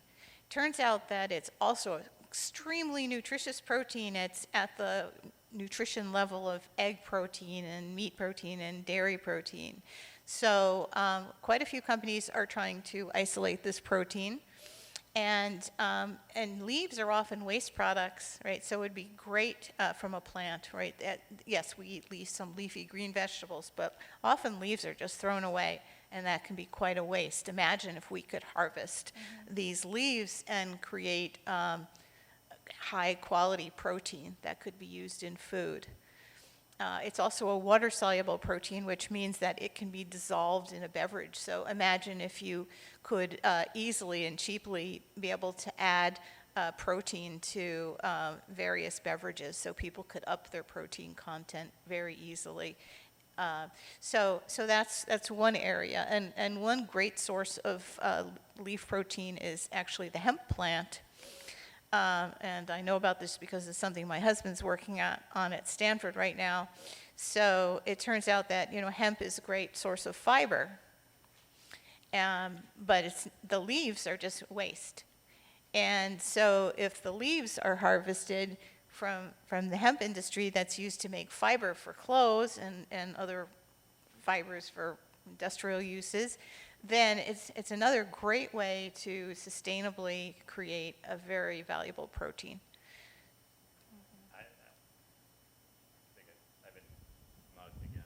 There we go.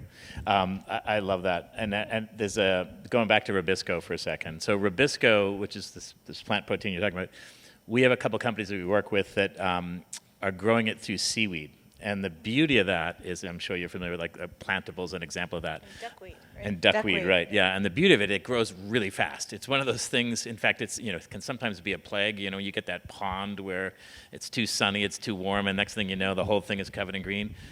so that bothers us if we want to swim there, but it's an amazing way to grow food very efficiently, right? So there's a lot of companies that are extracting the Rubisco from that and then repurposing it as a protein that can go into food. So that's a great affordable way to get protein into our diet that's natural. I mean, it's friendly to the planet. It's using the sun to essentially grow the protein. And potato protein is another example. I mentioned that briefly, but potato protein used to just be thrown away because it was the waste product from a very big industry, which is potato starch. So I think that it's very important to consider ways that we can, use the whole plant and get the most of everything and not have a lot of waste, because you have to do something with that waste. And aside from the physical volume of waste, it's wonderful if you can actually get something nutritious from the same crop that you're getting fiber, or from the same crop that you're getting starch. So these are ways that I think will lead to new food innovations and new ingredients for the future. Yeah, and there is, I think, Sue, again, building on that a little bit, there's, so what we don't realize in the food manufacturing processes, there's a lot of byproducts. So take, for instance, like making tomato sauce. Well, the skins and all that stuff gets pulled out, and actually it ends up, a lot of times it gets sent back into our water system. It gets processed. But there are so many nutrients in the skin of a tomato, right? So what if you could take the skin of that tomato and actually use it to grow yeast, use it for precision fermentation as food for the next thing, or you repurpose it and extract those nutrients. So that's a lot of, when you talk about that, that's a lot of what's going on in food technology, is how do we use the whole plant? Because there's a lot of nutrition that's being lost, and frankly, it's become an issue because it becomes costly for the big companies to have to get rid of this. It's become waste, right? A lot of it's turned into feed for animals, which then creates this whole vicious cycle. So what if we repurpose that product and turned it into food for humans again? I'm back to a theme that you've been playing off. The other thing I'll throw out just quickly, which is kind of fun because it's right here in the Bay Area. I assume most of us are from the Bay Area. Are most people local? Is that anybody How not many are from the around? Bay Area here? Yeah, no, everybody's from Nice. the area. Yeah, great. Majority. You'll see on, I think it's on 280, you'll see there's a company called Every. I don't know if any of you have ever seen, there's a big billboard across Every. It's by that CarMax thing that's on 280, just south of the city. They use precision fermentation to make egg protein. No chickens are harmed in the process of making this egg protein, but it's amazing because their egg protein can then not only be used for nutritional purposes, but it can also be used in baking. So now you have a source of egg protein without having to have the billions of chickens. There's some crazy number of chickens, by the way, and eggs that we produce every year, which also leads to things like bird flu and other things, right? So not only is it great for us in terms of being able to feed us in a more affordable way, but it also moves away from some of the issues around animal agriculture. Yeah, and I see so many threads there of things that I've heard at the summit this week on much more of like a smaller local scale, but nonetheless like using what do we have and making sure we're using the most of it. And so it's definitely interesting to see that kind of playing out in food technology with the hopes of that going into the larger food system we do have. How can we improve upon it? How do we not waste? How do we recover food? All those things, and it's technology partially that can help us get there. So that's really cool. So we went over a few different technologies. Might not have heard all of them because we were kind of weaving through, which I love, but plant-based meats, one of those, biomass fermentation, so that's fermentation at a larger scale, but then precision fermentation of actual ingredients as well, and some of these new plant proteins that we could use from ubiquitous sources and create completely new foods even that are highly nutritious and reduce food waste. It's really cool. So just thinking more holistically, not all of these, but some of these offer replacements to the foods we eat currently, like meat, seafood, dairy especially, knowing some of the harms from those large-scale industries. But understandably, there's probably still a lot of reticence to these foods in our diet for our communities, right? So these foods have faced some scrutiny compared to their whole food counterparts as well. So I'm curious, Jim and Sue, what you think, just acknowledging some of the trade-offs maybe when it comes to nutrition or health or taste, and just talking through that with the group. Well, I'll throw this out, and I'll throw this at our food scientists on the panel. Most of these products that we're talking about they're using technology to derive them are biologically identical, right? Like when we create proteins, right, aren't we basically mimicking the protein that you would normally use, or the amino acids, I guess? I mean, from precision fermentation, yes, but not from, using soy or pea protein as the basis for a plant-based meat analog, let's say. Right, but Yeah. yes, but I think from a nutritional standpoint, there aren't necessarily trade-offs as you go to the There's train. some trade-offs. I think so. But I think most of the time when people are trying to create a plant-based meat, they take into account, at least at Impossible, that's what I did. I look at, okay, what is good about animal beef? What is negative about animal beef? So we want to put in everything that's good about it. So we want to make sure we have the same amount of iron and the same amount of B vitamins and so on. Well, it turns out animal meat has no carbohydrates. And so, well, that's kind of a good thing because we don't want to have a product that's full of carbs unless those carbs are fiber. And that is something we were able to add to the Impossible products, which was great because fiber is a nutrient of concern in most diets. It's not, most people don't get adequate amounts of fiber in their diet. So we use the animal product as our model to base the plant-based meats on. And so we made sure that nutritionally, even though ingredient-wise, of course, they were different, right? And molecularly, they're going to be different. They're not going to be identical because they're different inputs, right? But we made sure that we had, very high-quality protein. And one of the reasons we chose soy is because it is such an excellent balanced protein. So I feel like nutritionally, there shouldn't be too many trade-offs on the negative side. The nice thing is that when you design a product, you can add what you want. So I thought, well, it would be great maybe to add vitamin D to the Impossible Burger because people also have trouble getting enough vitamin D. I think a lot of people are vitamin D deficient. We don't really get enough through just being out in the sun, even in California. But it's not allowed. You're not allowed to add vitamin D to plant-based meat analogs, only to plant-based milks. There's a lot of laws that have to be adhered to, and they're often a little obscure in their origins. Well, and they're a little just to go down this detour a little bit, because I think it's important to the folks in this room is, and you know this, having worked at a cultivated meat company, which we didn't talk about that technology, and maybe you can talk a little about that in a second, but I know that before you describe what it is, so there's some lobbies that are against cultivated meat because they're afraid they're going to take away from animal agriculture. And you can talk more about this, but literally the state of Alabama has outlawed, state of Alabama and Florida, there's a few, right? There's a few, Texas, Alabama, Florida, several different states outlawing cultivated meat, which is different from the different plant-forward type of alternatives we talked about. Cultivated meat is cell-grown, so you start with cells. The idea is using no land. Right now, still using a lot of energy because you have to grow it, but there'd be no land, less water use, far less water use. But starting with those cells and growing them into the physical tissue, essentially. So there's No animals, right? Just tanks. no animals harmed. But guess who's against cultivated meat? Who would you think? Anybody in the audience? Who do you think would be against cultivated meat? Do you think it might maybe the government, or who do you think it is? Who? Farmer. Yeah. Someone said farmers. Yeah. Right. The cattle farmers in Alabama are up at arms against this because they're afraid they're going to put them out of business. Right. That's one example of it. Right.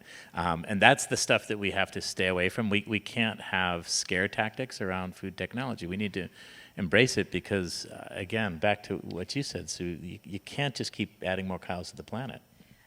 But another thing that it reminded me when you talked about the ranchers being opposed to this is that ranchers actually have a very challenging life, and they're highly subsidized, and really it's not profitable to raise cows, and without government subsidies, ranching probably would not exist. So I think one thing that is important and was considered at Impossible Foods was, well, what do the ranchers do if we put them out of business? Let's say Impossible Foods was so successful that there were no more cows in the United States. And what would the ranchers do? So one idea, have people heard of carbon credits, where companies, where people trade carbon credits for, in order to offset their polluting the environment, they pay other companies who give them credits for conserving or sequestering carbon. Anyway, the one idea that again Pat had was that you could pay ranchers to let their land that used to be grazed by cows return to its natural state, where trees could grow again and birds would come back and animals would come back to that land, and it would the trees would be capturing carbon and the biodiversity of the region would increase, and you could pay carbon credits or some credits to these ranchers to be stewards of the land and nurture it to restore to its natural state, because so much land is deforested and destroyed. So I think it is important. We always have to think about what we're doing and what the consequences are to people, right? You can't just do things in a vacuum or do things with certain ideals. It's very important to consider the people that are impacted by all the choices that food manufacturers make, and we need to think. It's a huge undertaking, and it's very multifaceted and complicated. And complex, and it's not simple to say, well, we'll just take away something and not consider how it affects the people who are part of that industry now. So it's part of the big picture, but it's also part of moving forward. I feel like we have to evolve. We have to evolve our food system to feed the planet, to save the planet, to have our grandchildren have a country, a world that they can survive in and thrive in. So we have to be thinking about all these issues. No, absolutely. Do you want to talk at all about corn and subsidized, or I'll follow your lead? Well, I just wanted to follow that because I think Sue's really hitting on these new technologies working alongside things that we already know are proven and are good for our communities, like regenerative agriculture. A lot of the projects that was Impossible, or some of the projects were related to, building back, letting farms be a part of the natural environment again, and actually providing credits for these farmers for transitioning their farms back to a space where biodiversity could flourish and can grow things without the need for large-scale industrial pesticides, these kind of things.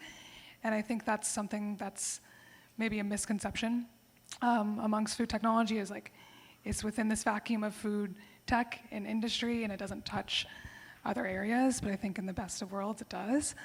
And at Wild Type as well, so in Cell Cultivated, really the mission has been far less about full-scale replacement and actually acknowledging that there's a huge pressure on our oceans right now. If you're in the culinary space, you probably know that salmon, every year, the salmon season is canceled or has been canceled a few years over the past 5 to 10 years.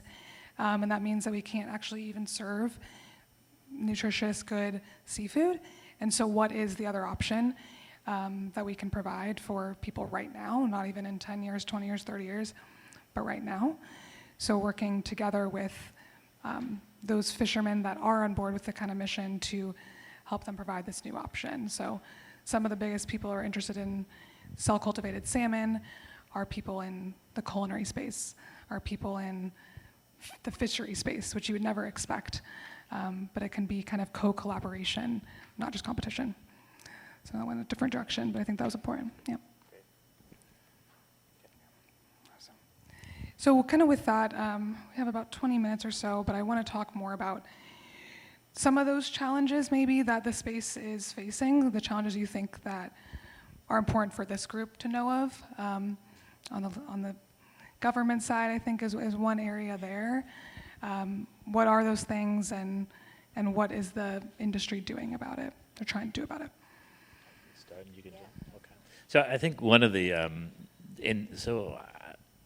in my role, I work with both large companies and I also work with very small startups. And a lot of these startups are coming up with amazing technologies. We were talking about one earlier today called sweet proteins, which essentially there's a protein that they've been able to isolate that, I mean, it's a naturally occurring protein that actually comes from plants.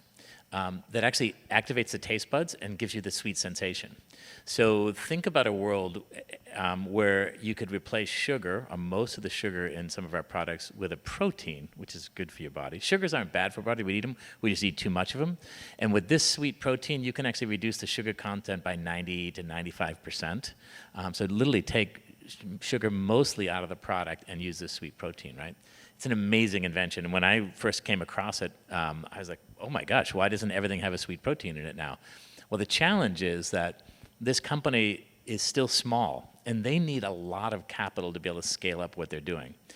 And the large companies who look at this sweet protein and go, oh my gosh, that's amazing, look down and they say, well, but we're not going to put it in our product till you promise that you can produce like 1,000 tons a day or whatever they need, right? So the big manufacturers out there can't introduce something into the marketplace if they can't get enough of it to supply. And you can understand that. Like, you could love or hate these larger manufacturers, but their job is to put a product on the market and then make sure that every time you go to the grocery store, you can find it, right? So the large companies are looking at this sweet protein going, wow, that'd be amazing to have, but you guys haven't scaled it. And the small companies are going, you guys really want this, but for us to scale it, we need $100 million or $200 million to create the scale that you need it and time. That gap is one of the biggest challenges in the industry right now. It is really hard to go from, I have a great idea that's at small scale, to I have something big enough that a large company would want. The private sector is no longer funding these things, and Sue can talk a little bit about that. I mean, Impossible Foods was able to raise a lot of capital because it had a great idea, it was a novel one, but right now the markets are dry. There's just no private money that's willing to take the risk on these new technologies. So part of what we need to do to close that gap is we're going to need government subsidies and ways to sort of incent these smaller companies to grow. And again, what we were talking about earlier was corn is highly subsidized. It's the number one subsidized crop right now. And because corn is subsidized, corn is more affordable. Because corn is more affordable, you can make corn syrup out of it really cheap, and you can put corn syrup into just about every product at a really low cost. So in some ways, what the government has done is it incentivized junk food to be on the market because it's really cheap to put corn syrup in there. Well, what if the government turned their attention towards this sweet protein and said, hey, we're going to subsidize the development of these sweet proteins, whatever that means, like help with capital, get grants, something that would allow them to scale it up so that sweet proteins showed up in our food system and we can get rid of sugars. That's one of the big challenges right now. And the solution is around some other mechanism for funding, because right now venture capitalists are not putting money into food technology. And just to add to that, like sweet protein, and also just this is the same story for basically any food alternative, right? Like none of it's being funded, and there has never been a subsidy once for things that can provide a better option, especially compared to some of our commodity crops. It's just not a conversation that the federal government is willing to undertake. And there are a lot of really cool food technologies out there. You guys would be blown away if you saw. I was just in a symposium last week at MISTA, and there were 42 companies that presented these really amazing food technologies out there. And you get really excited about it. And we had large food companies there too. And I know that it's just going to take a long time to get to the market. But really, really cool stuff. Include everything from, by the way, it's not just like sweet proteins. It's also, as you guys know, a lot of the vitamins that we take, they basically just pass right through us, right? Or they get destroyed in our stomach, right? A lot of the nutrition that we think we're taking doesn't really survive the digestive process, because our digestive process is pretty sophisticated. It was honed over 150,000 years, right? So it's pretty good. So there's technologies, by the way, that will allow you to encapsulate something and then it'll wait till it hits like the small intestine before it gets released. And the way that works is through like it checks the pH, and like the pH of the stomach is acidic, and so it's like we're not going to release this thing yet. Gets down to the small intestine, it's like okay now. And when it gets into the small intestine, that's when a lot of the absorption takes place into the body. Again, I'm oversimplifying that, but take it with a grain of salt. Well, not salt. Take it with a grain of oobly sweet protein. But so that's the other types of technologies that are out there that will really enable us to make more nutritious foods at an affordable cost. But again, they're sort of hamstrung by the fact that they can't get the investments they need to unlock this, like encapsulation technologies as an example of it. And just lots of stuff around fiber. I agree with you, Sue. Fiber is probably the most important thing that's missing in our diet. We have plenty of protein. Not all of us, but as Americans, as Westerners, there's a lot of protein in our diet. There's not the right amount of fiber. Orange juice versus an orange, right? Like, think about that, right? Like, there's no fiber in orange juice, right? So, anyway, sorry, I don't mean to digress, but I get really excited about it. And I encourage you guys all to learn a little bit more about these new technologies that are out there. They're really fascinating, and they're really achievable if we get the right investment, which will allow us to create more affordable food for all groups within the United States and beyond.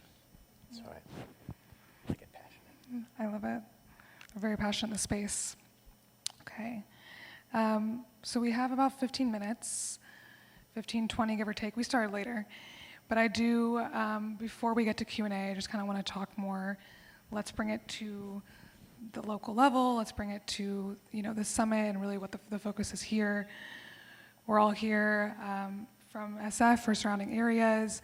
We have community members, we have city officials, food educators, distributors, all steadfast in creating a better food system.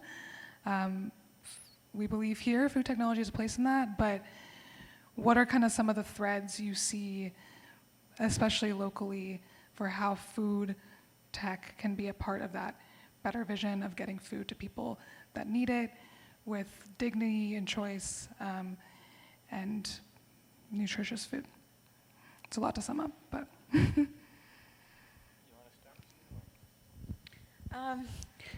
Well, I think one way is access to the foods. So allowing people to try them, donating them, getting price, offering them at as low a price as possible, so that they're accessible to as many people as possible. Because I think part of the problem with acceptance of some new foods is that there just isn't enough trial. People don't get a chance to try them. I think that's one thing. Yeah, no, I think that's good. I think the number one thing I would try to do is get more informed. Right, like come to things like this, and I applaud all of you. Come out, learn about it, right? Open your mind to it, and then help companies like mine understand how we can close the gap, right? I think to do exactly the things you just said, Sue. Yeah, because that's what you're working on, right? So I think that's important to hear hear exactly what the problems are, and then try to brainstorm the solutions, since you work with large and small companies. But I know that just getting prices to be affordable for some of these products, it just takes a long time, and people talk about economy of scale. The more you can produce, the cheaper it is to produce, and so the lower the cost can be to the consumer. But that can take a long time, and especially now without the investment in these companies, it's harder for them to scale. So that's a problem. And if they can't scale, they can't get their costs down, they're not going to be able to get enough trial because they're too costly. Yeah. And I think that's a shame. And that's where subsidies, again, government subsidies for nutritious products that are innovative would be wonderful. Yeah, I mean, wouldn't it be amazing if the state of California said, look, we, by the way, right, this is the heart of Silicon Valley, but it's also the heart of food technology. Many of you may not know that, but this is the reason MISTA, my food technology company, is here, is because this is the heart of food technology, right? So what if the California government got together with the food technology groups and said, hey, we're going to try an experiment, and we're going to find a way to sort of bridge the gap and get these products into the market in an affordable way. and in a delicious way, by the way. One of the things that we didn't talk about was this isn't about trying to create Franken food, you know, like, anybody remember Soylent Green, the movie Soylent Green, right? Where you basically took a little, I love you guys, I'm going to go have a drink with you later. Basically, it was a point it was a dystopian society where basically your food came in pellets, and you just, like, there was no pleasure, there was no culture to it. Like, hopefully that's not where food technology is going. It also has a twist in the end, which we won't talk about. But so watch the movie Soylent Green. It's a great movie. Oh my gosh, Charlton Heston. But here's the thing, right? Like, so food is hugely associated with culture, right? Like, I grew up in an Italian family, and guess what I love to eat, right? Every Saturday morning, I'd wake up to the smell of sauce cooking downstairs, and I'd go down and have a meatball for breakfast, right? That's part of my culture, right? And we all have our own way we've addressed it. So there's a huge cultural affiliation with food, right?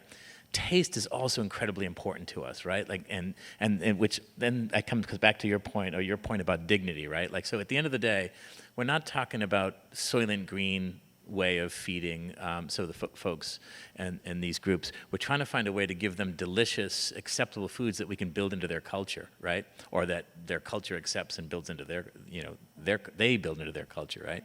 So how do we get together with the California or San Francisco and say, let's work on that. You know, let's see what we can do to try to bring some of these food technologies, to create a giant experiment where we make this stuff available, because it is, believe me, it's more nutritious, it's more sustainable, it can be very affordable, and it's just kind of sitting there waiting for some breakthrough. So let's get the government to play with us. Let's get these local communities that's incredibly powerful to make a case for it. And it may not be the government. Maybe we have to go get grants. We may need to go convince like-minded investors or Jeff Bezos. I don't know. Let's go get some money to go make it happen here, and we'll kind of do two things. One is we'll feed our population in a way that's dignified and fun and interesting, and we'll maybe create an unlock to help us bridge that chasm that I talked about earlier between technology and, you know, is it ready for prime time? That's a really good point to end on, because I think it starts with talking to each other first, right? Talking and getting to that partnership, getting to that collaboration, and also just trying some new things. If we're going to offer some delicious products, trying those. So thank you so much. Thank you. Okay. Hope people have some questions for Sue and Jim. I'll let Jade pass around the mic. Yeah. Okay. Can we give them a round of applause really quick for being up here? Thank you. I'm just going to work my way back, if that's okay. And it's a break after this. I don't know if you want to stay in the room and just kind of ask and continue talking through the break. I hate microphones, but okay. I have questions. You could probably take out any talking point, and I have questions about almost everything. I'll do my best to frame it as we are here. Looking at local food systems and how food technology might apply to that. So, you know, from a business aspect, I'd be curious to know why, like vertical upscaling is so important when you're saying that it's already a huge challenge to provide supply for the demand for a new product, right? So, what about using the infrastructures that we have already and the successful entrepreneurial models like McDonald's, for example. Like McDonald's was a small business, right? It was introduced to like a food technology, which was the milkshake powder that turned into milkshakes and things like that. That became popular with folks because it was convenient and cheap, right? So my question is, also has to do with that AI comment that you made about the biometric shopper being probably only available initially to people who have money. So why isn't it that maybe food technology doesn't start in marginalized communities, for example? I teach high school, among other things, and I know my kids don't care what's in hot Cheetos, right? My girlfriend has 5 kids, she doesn't care what's in hot Cheetos. She's not going to come here to better understand what's in it. So we have those flavor profile manipulations already that are successful with those names like Doritos and Cheetos. They're not real, right? So why not kind of build on what's already available and successful, because you're talking about like ingredients that aren't, they're real, but they're not real. You know, like you're manipulating them into something or extracting. So if you went to like East Palo Alto, for example, or something, and franchised and opened a, I don't know what you would call it, but it'd be a fast food, vessel that's already there. It'd be cheap and affordable, and you could offer it. Why don't we start with the communities that we need to serve instead of trying to, like we know as a collective, it's really hard to solve all the problems on a large scale. We have to start at a community level. So is that something that maybe comes into mind when you're thinking about how to make this successful, like thinking a little bit out of the box instead of being super transactional, like to a larger audience, making it more transactional in a community building way and having people build their own community around their own kind of agrarian, food science technology. Sorry if that was long. I hope there's a question. I'll just say one thing on that, and then I'll give it to you, because I think that's a wonderful idea. I do think it's a really good idea. And I know that, like, Miyoko Shinner, do you know her? She has that idea for, how the local cheese shop should now be the way that the plant-based cheeses get introduced into communities, and she's just changed her whole view about, how to get people to become familiar with and buy those products, plant-based cheeses, and have, the local people are the ones that are working there and making the products and so on. And I think that could be applied to many of these innovations for sure. And there could be like little franchises, and then people could run them their own way. And so I think it's a really nice model for spreading new foods, but doing it with the community, so even the recipes could be what the people in those communities want to make with the ingredients that are provided or the foods. And I'll just say, I think I've seen some of that, at least in Impossible, was happening, because like the best kind of place to trial out things is obviously in your neighborhood. And so like the partnerships that Impossible did around the Bay Area, I think of GOTS, I think of the chicken nuggets that were launched there, and Sue could probably speak to more. But that's definitely a tried and true method of like, let's try it out where we made this and connecting to the local community. I think that could be expanded more though. Definitely, I think that's probably a gap right now in food tech. Yeah. Yeah, I agree with what you guys just said. And just one other dimension of that, which I think is interesting, is these new technologies allow for more localization. Giant cattle ranches have to be out in Texas or Alabama or wherever they are, right? Whereas you can take a local brewery that just shut down and use their fermentation tanks to make some of these technologies locally and then produce local foods around that. So I think it's a great idea. It's challenging though, just because the investment has to be there, but I love the idea. By the way, also the other thing is these large food manufacturers are thinking about how do we take our existing brands and add some of this technology to it, so we're not reinventing it every time. It doesn't have to be like a completely reinvented Impossible Foods, which is an amazing undertaking. They're looking at this and saying, okay, how do I take the sugar out of this and replace it with a sweet protein? How do I add more fiber to my product? We just down the street, we have a little plant, we just made a Cheeto puff that actually had 15 grams of protein and 5 grams of fiber in it, and was all natural flavors. So it's actually good for you, right? Actually really good source of protein. So it can be done on a local basis, and it can be done within the food system that we have already. Okay. My question is for Sue. I just want to know, could you talk a little bit about that vitamin D? You said where you're allowed to add vitamin D to drinks, but not meats? Yeah, it was specific. The guidelines, there's specific guidelines and between the USDA and the FDA for regulating food. And it turned out that you could add certain vitamins to plant-based meats. You could add certain B vitamins, for example, but not vitamin D. It's just not permitted. Now, Any particular reason? I don't know the reason. Okay. Unfortunately, the nutrition guidelines are, like tomes and tomes of material, Got it. and they don't give you the reasoning for some of these decisions. But it would be interesting to kind of go back and look. But that's why, you know, soy milk, almond milk, oat milk, they all have vitamin A and D added to them because it's allowed. Yes. And question for Jim. Are you a vegan? Am I what? Are you a vegan since your wife is? No, I'm actually vegetarian forward because of my wife. I still will eat meat, usually out of the house when I run into it. But I'm a believer in vegetarian for lots of reasons, not just the moral reasons. I also believe in it for health reasons. I'm just kind of weak. And then one more question, Jim. That sweet sugar, what is it made out of? Actually, the sweet protein is extracted from a plant. Brazine, do you know that protein? Okay. It's actually, it's a protein that's naturally occurring in a plant, and they found a way to efficiently extract it and use it at, at scale.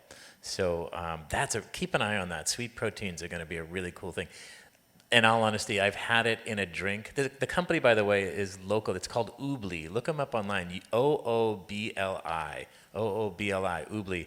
And they have a drink. They're in the business of selling the protein, not like drinks, but they've done some drinks so people can understand it.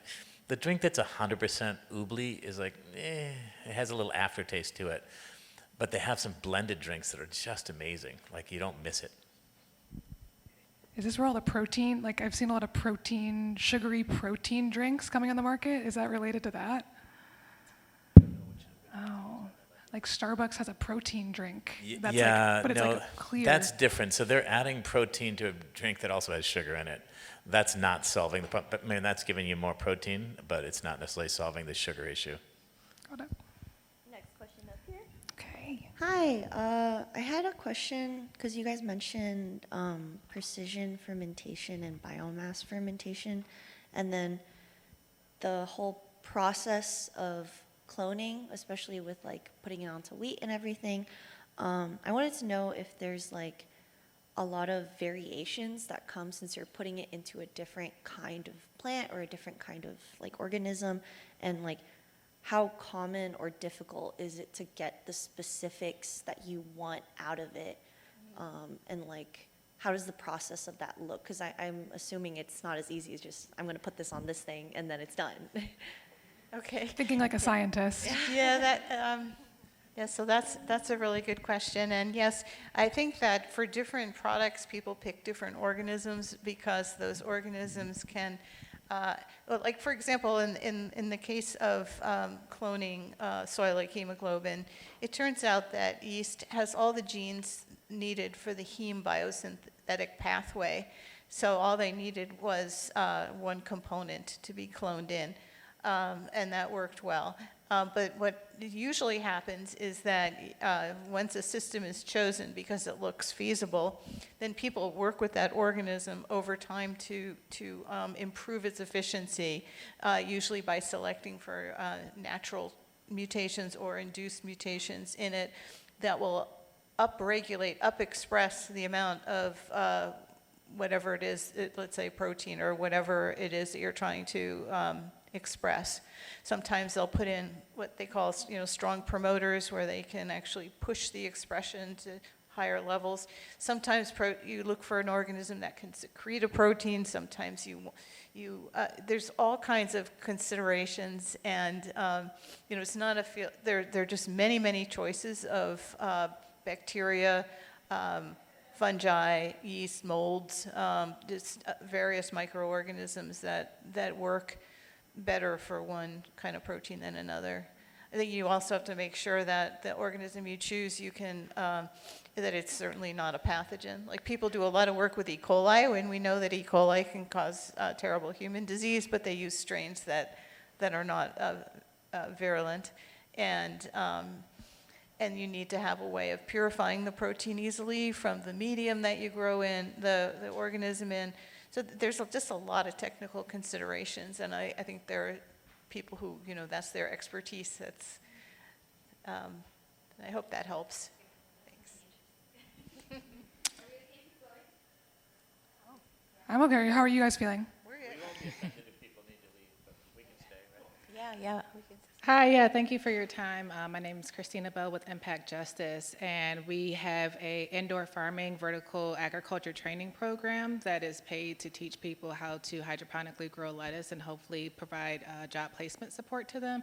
So I'm curious, based on the evolution of food tech and the emphasis on accessibility and affordability, particularly to underserved or lower income communities, what is the career pipeline for folks that, as these technologies become more accessible to them and hyper localized, how do they actually see themselves as pursuing careers? What type of skill sets might be of interest, and potentially how is that pipeline available for folks who might be participating in our program or saying, hey, this is great, I now have access to these healthy, tasty, delicious foods. What can they do with that in terms of the economic mobility piece?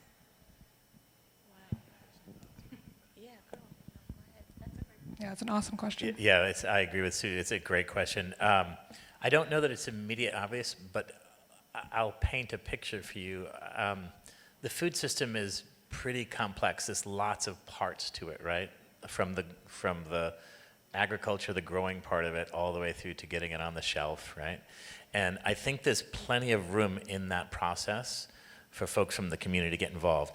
Sue has a PhD, so it's probably not, there's not going to be that many jobs for the people, but certainly go out and get a science degree. That would be one. But if you don't have a science degree, which most of us don't, you get involved in the other parts of it, right? Which is everything from the processing of it, because it has to be processed, to the distribution of it, to actually doing the consumer research around it. So I think just like in the food system, there's lots of places where you can plug in.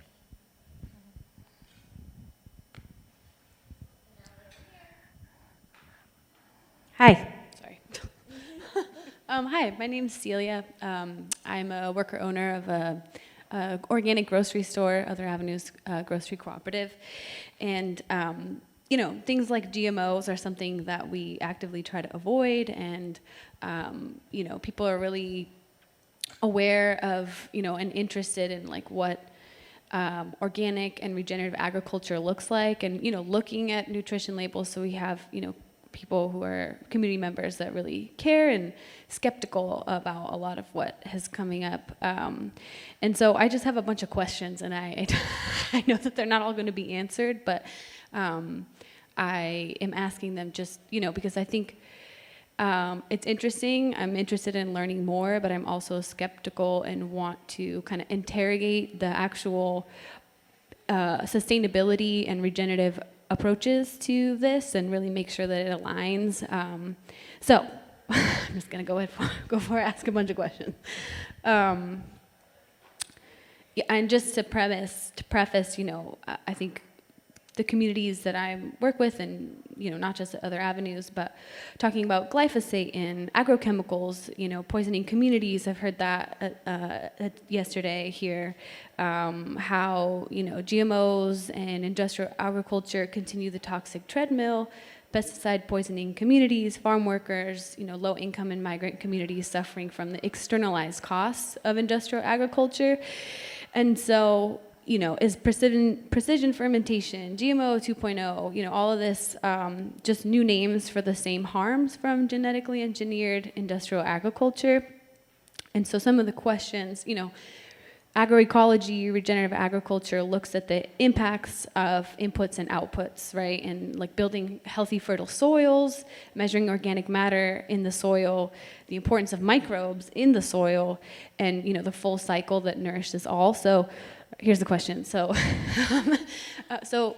the sustainability inputs. What are all the inputs that go into creating, let's say, 1 pound of biomass fermentation protein?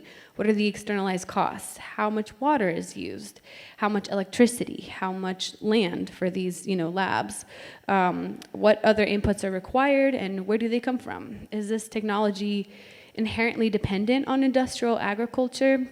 Would this technology be able to exist in a world where, let's say, all crops and materials used, whether the substrates, the feedstocks, et cetera, come from small-scale regenerative agriculture production? Is it dependent on cheap government, things like subsidized corn or sugar beets or soy? how is this not just like a quote unquote value added extension of GMO monocrop byproducts? And the outputs. What are all the outputs? Are there any byproducts? Where do these go? Is there plastic waste? How much?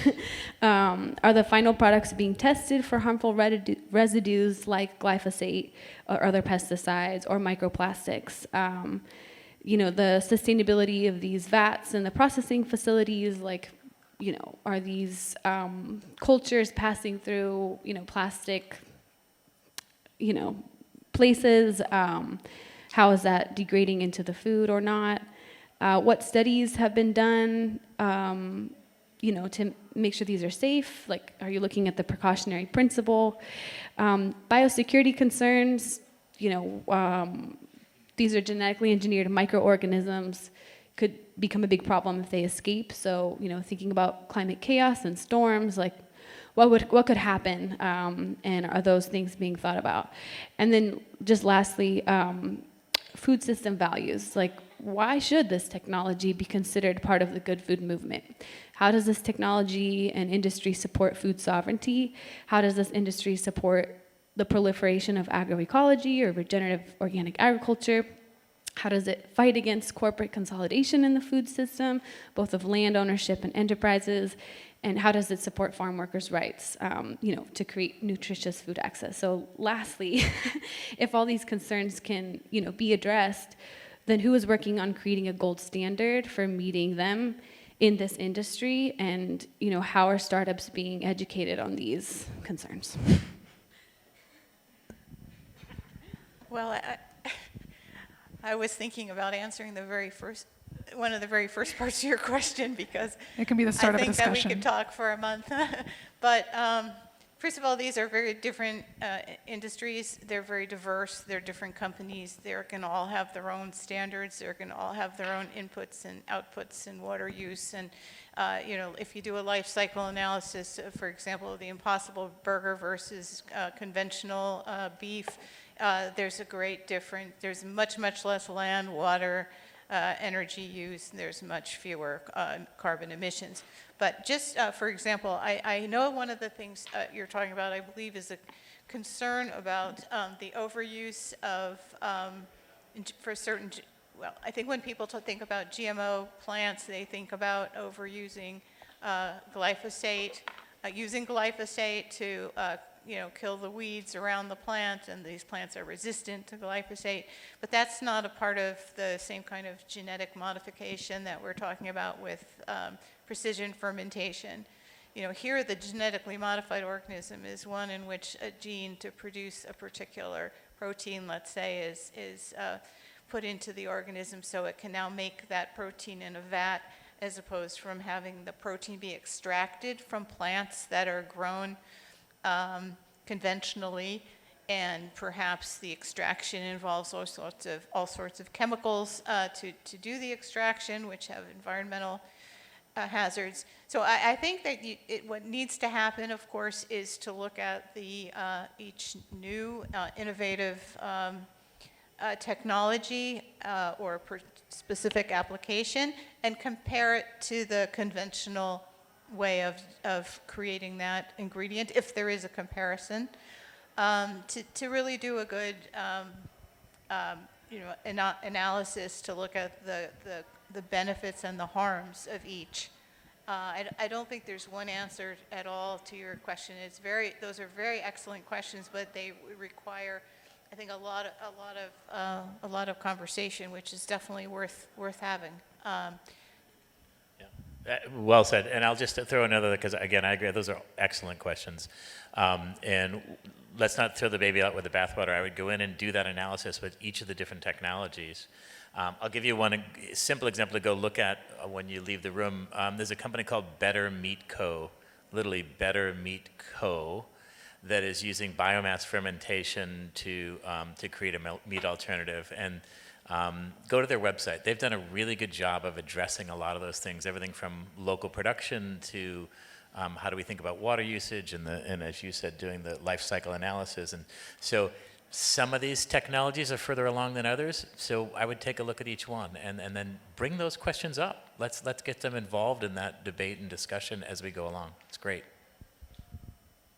I also say that when I worked at Impossible Foods, one thing that I would do as the head of nutrition, health, and food safety is I would test all of our ingredients that came in for pesticides and heavy metals and any kind of toxin or pathogen that I could think of that could be relevant to that ingredient or feedstock, and make sure that our products were very safe. But I don't know if that's an industry standard. Hi, thank you so much for your time. I'm Rita. I'm just a student here and a community member. And I'm wondering, since you guys work in the intersection of health and business, how do you think we should navigate like food science and research as a consumer? Because I think you guys talked about like food guidelines and nutrition, but there's also so many competing interests, like how we were taught that fat led to heart disease, and it turns out that was funded by Big Sugar, and how we are all told that breakfast is the most important meal of the day, but that was funded by cereal companies. So, basically, how can we perform due diligence as the consumer to figure out what is actually like helpful health advice? Yeah, I think that that's an excellent question, because it gets at the influence of money and power and lobbyists and in government too, and government interests and special interests in everything, behind everything. And I think food is no exception. And it how long it took for people to hear the truth about cigarette smoke being a cause of lung cancer, and sugar being really high consumption of sugar being related to diabetes and other metabolic illnesses. And I think that there's a lot of it's really important for the average person to be skeptical and be a consumer of knowledge and go to primary sources as much as possible. But hopefully a lot of this would be taught in schools from an early age, really, that, it's a huge problem, because there's a lot of information that's kept from us, and then there's a lot of misinformation, and there's a lot of and anytime there's a bill that's passed, there's been all kinds of lobbyists and special interest groups pouring money into it, just like in the elections. So I think getting at the truth and uncovering what's really behind, things that are put out there is hard, but. No, 100%. And I'll just say one more thing. We are now in the age of agency. The tools that we have to access information are like beyond anything you could have imagined even just 10 years ago. And in 2 years, it'll be even beyond that. So use that. I think we all, what to your point, Sue, you have to take agency, because you can't count on the government, you can't count on big companies, you can't count on anyone actually necessarily looking out for your own good. So use the new tools that are out there. AI is going to be the most powerful thing that's ever hit us, and it's coming really fast. Okay, 3 more questions. 3 more. Okay, And good then we'll go to afternoon. break. I'm Will. Thank you to our panelists for enduring this rather long period of questions. We really appreciate your time. Dr. Sue, I love Impossible Meat. I consume it regularly. As I understand, though, the market generally in the past couple of years has seen a decline in demand, in consumer demand for these products. So I'm wondering if you can speak a bit to where you see the future of the the meat analog space. And then for Jim, I'm wondering if you could share where lay people might turn to stay up to date on some of these emerging food technologies. Well, I'm optimistic. Because I think a lot of these products are really good and are only getting better. I think, unfortunately, though, the lack of interest in venture capital funding is a problem right now. And I think that as soon as Beyond Meat went public and then started not to do well, all the venture capitalists got scared and didn't want to put money into plant-based foods. But I honestly don't. Again, when we talk about where do you get your information and what to believe, I think that that the animal agricultural industry has huge amount of money and put a lot of money into convincing people that that this is the case too. I mean, I think that we're a threat. Companies like Impossible Food are a threat to the beef industry. So they do as much as they can to dissuade investment, to indicate that there isn't the interest that there is. I think there's a great amount of interest, but it's also, I think also again, there needs to be investment so that the cost goes down on these products, so that they're affordable for everybody.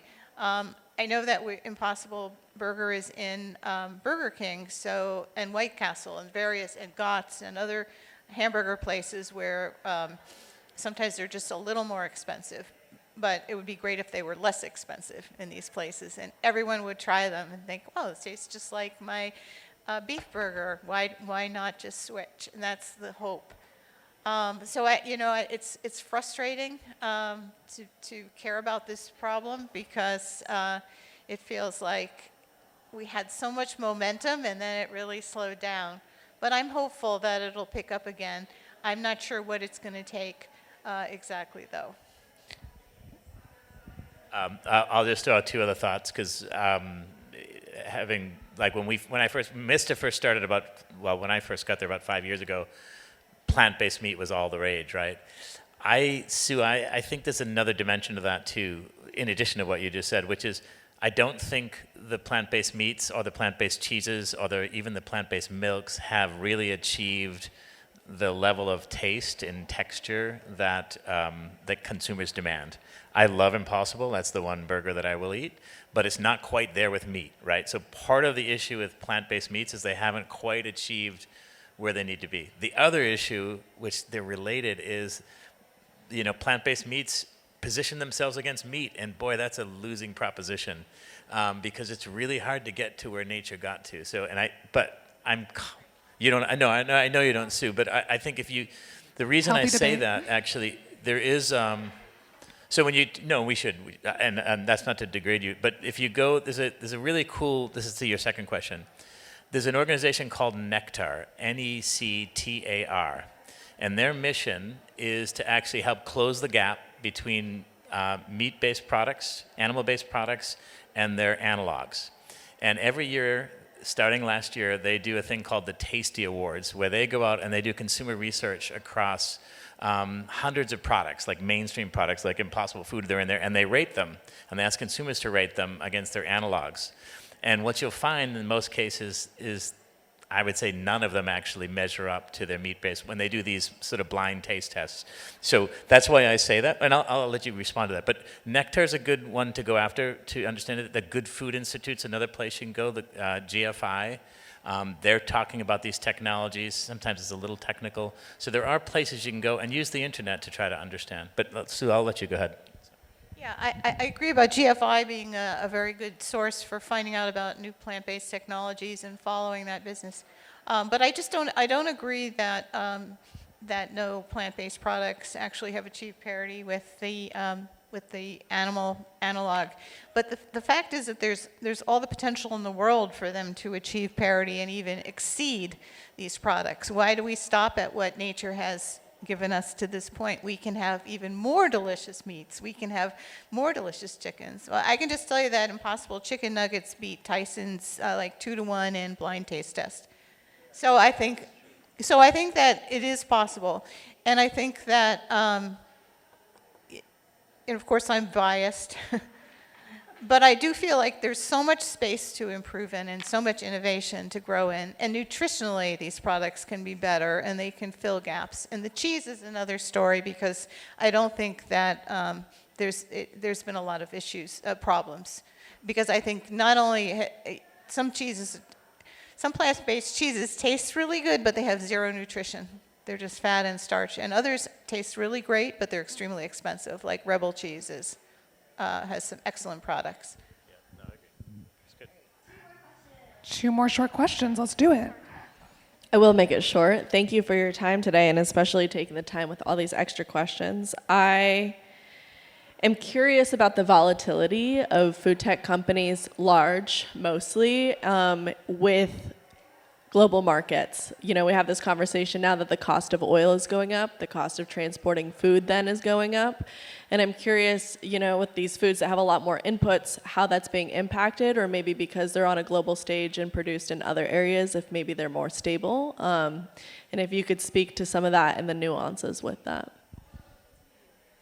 Yeah, it's a great question. I don't think the forces that are creating challenges for the food technology are necessarily related to the global markets right now, because much of it is localized. As Sue pointed out, like if you want to take a yeast product and modify it to grow, you don't necessarily need petroleum to do that, or fertilizer from the Middle East. It's actually one of the benefits of this is it's kind of localized. So those forces are not necessarily affecting the ability. Now, what is like there's a great technology company called The Kitchen out of Israel.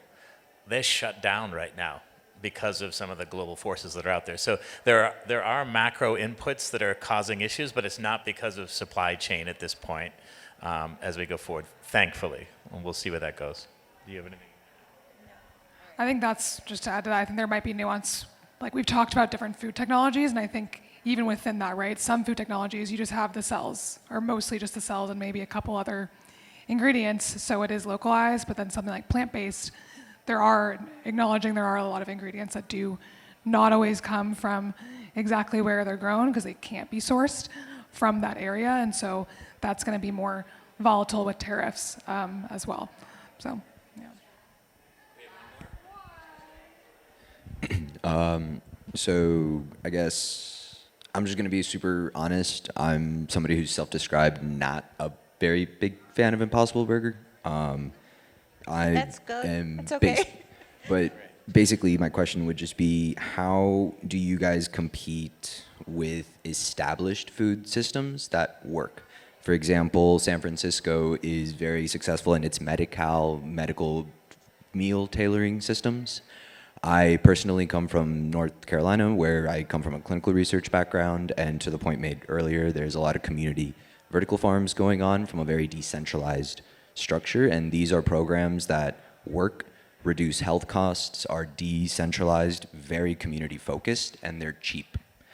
And they don't have the added thing of having, oh, well, you have somebody like me who just doesn't trust lab-grown foods. And so how are you guys, or do you guys have like a plan to compete with established systems and methods that are already kind of proven? Or is that still something that's kind of navigating for you guys?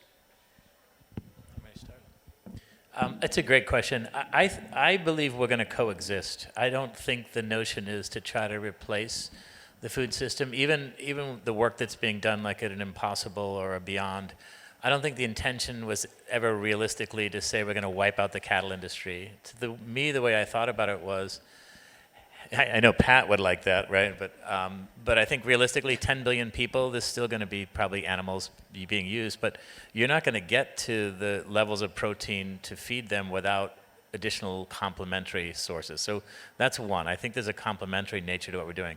I also think there's a complementary nature to taking some of these technologies that I mentioned before, like sweet proteins.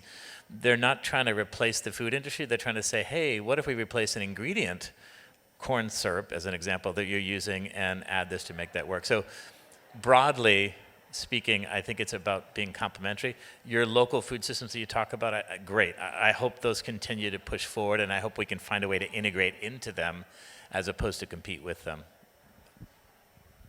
I just want to say one thing about lab-grown food, that expression, because I think that, most plant-based, we are talking about some pretty recent technology, and we are talking about cellular technology, and we are talking about some precision fermentation.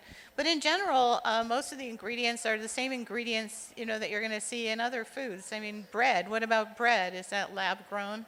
I mean, there are ingredients that are refined and processed and grind and added and supplemented and so on. I think that this idea of lab-grown meat is, it's a little too broad for the industry. There are many. One thing we did in Impossible is we gave a demonstration to people who came by to see how we make the burger, and we had some, our plant-based. At the time, we had burgers that were made from textured wheat protein and potato protein, and we had some soy-like hemoglobin, which was our one lab-grown, if you might say, ingredient, and then some starch or whatever. We just had them in little bowls just like you'd have in the kitchen if you were making a recipe with a bunch of different ingredients, and we just mixed them together by hand, made a patty, and threw it on the grill and served it to the visitor. It's that simple, except that we scale it up and make it in machines. So it's not that different from a lot of other foods, at least what I'm describing. All right. Thank you three so much. Thank you for letting it go over time. Thank you for taking our questions. Appreciate that so much. I think this is a unique conversation and one that obviously can go on forever. So I hope we can continue to be in conversation and dialogue with each other, because I think all of the work that we're all doing in the room together is important. So thank you. Quick break, everyone. Back here by 3:05 for a final wrap up. Thank you. See you soon.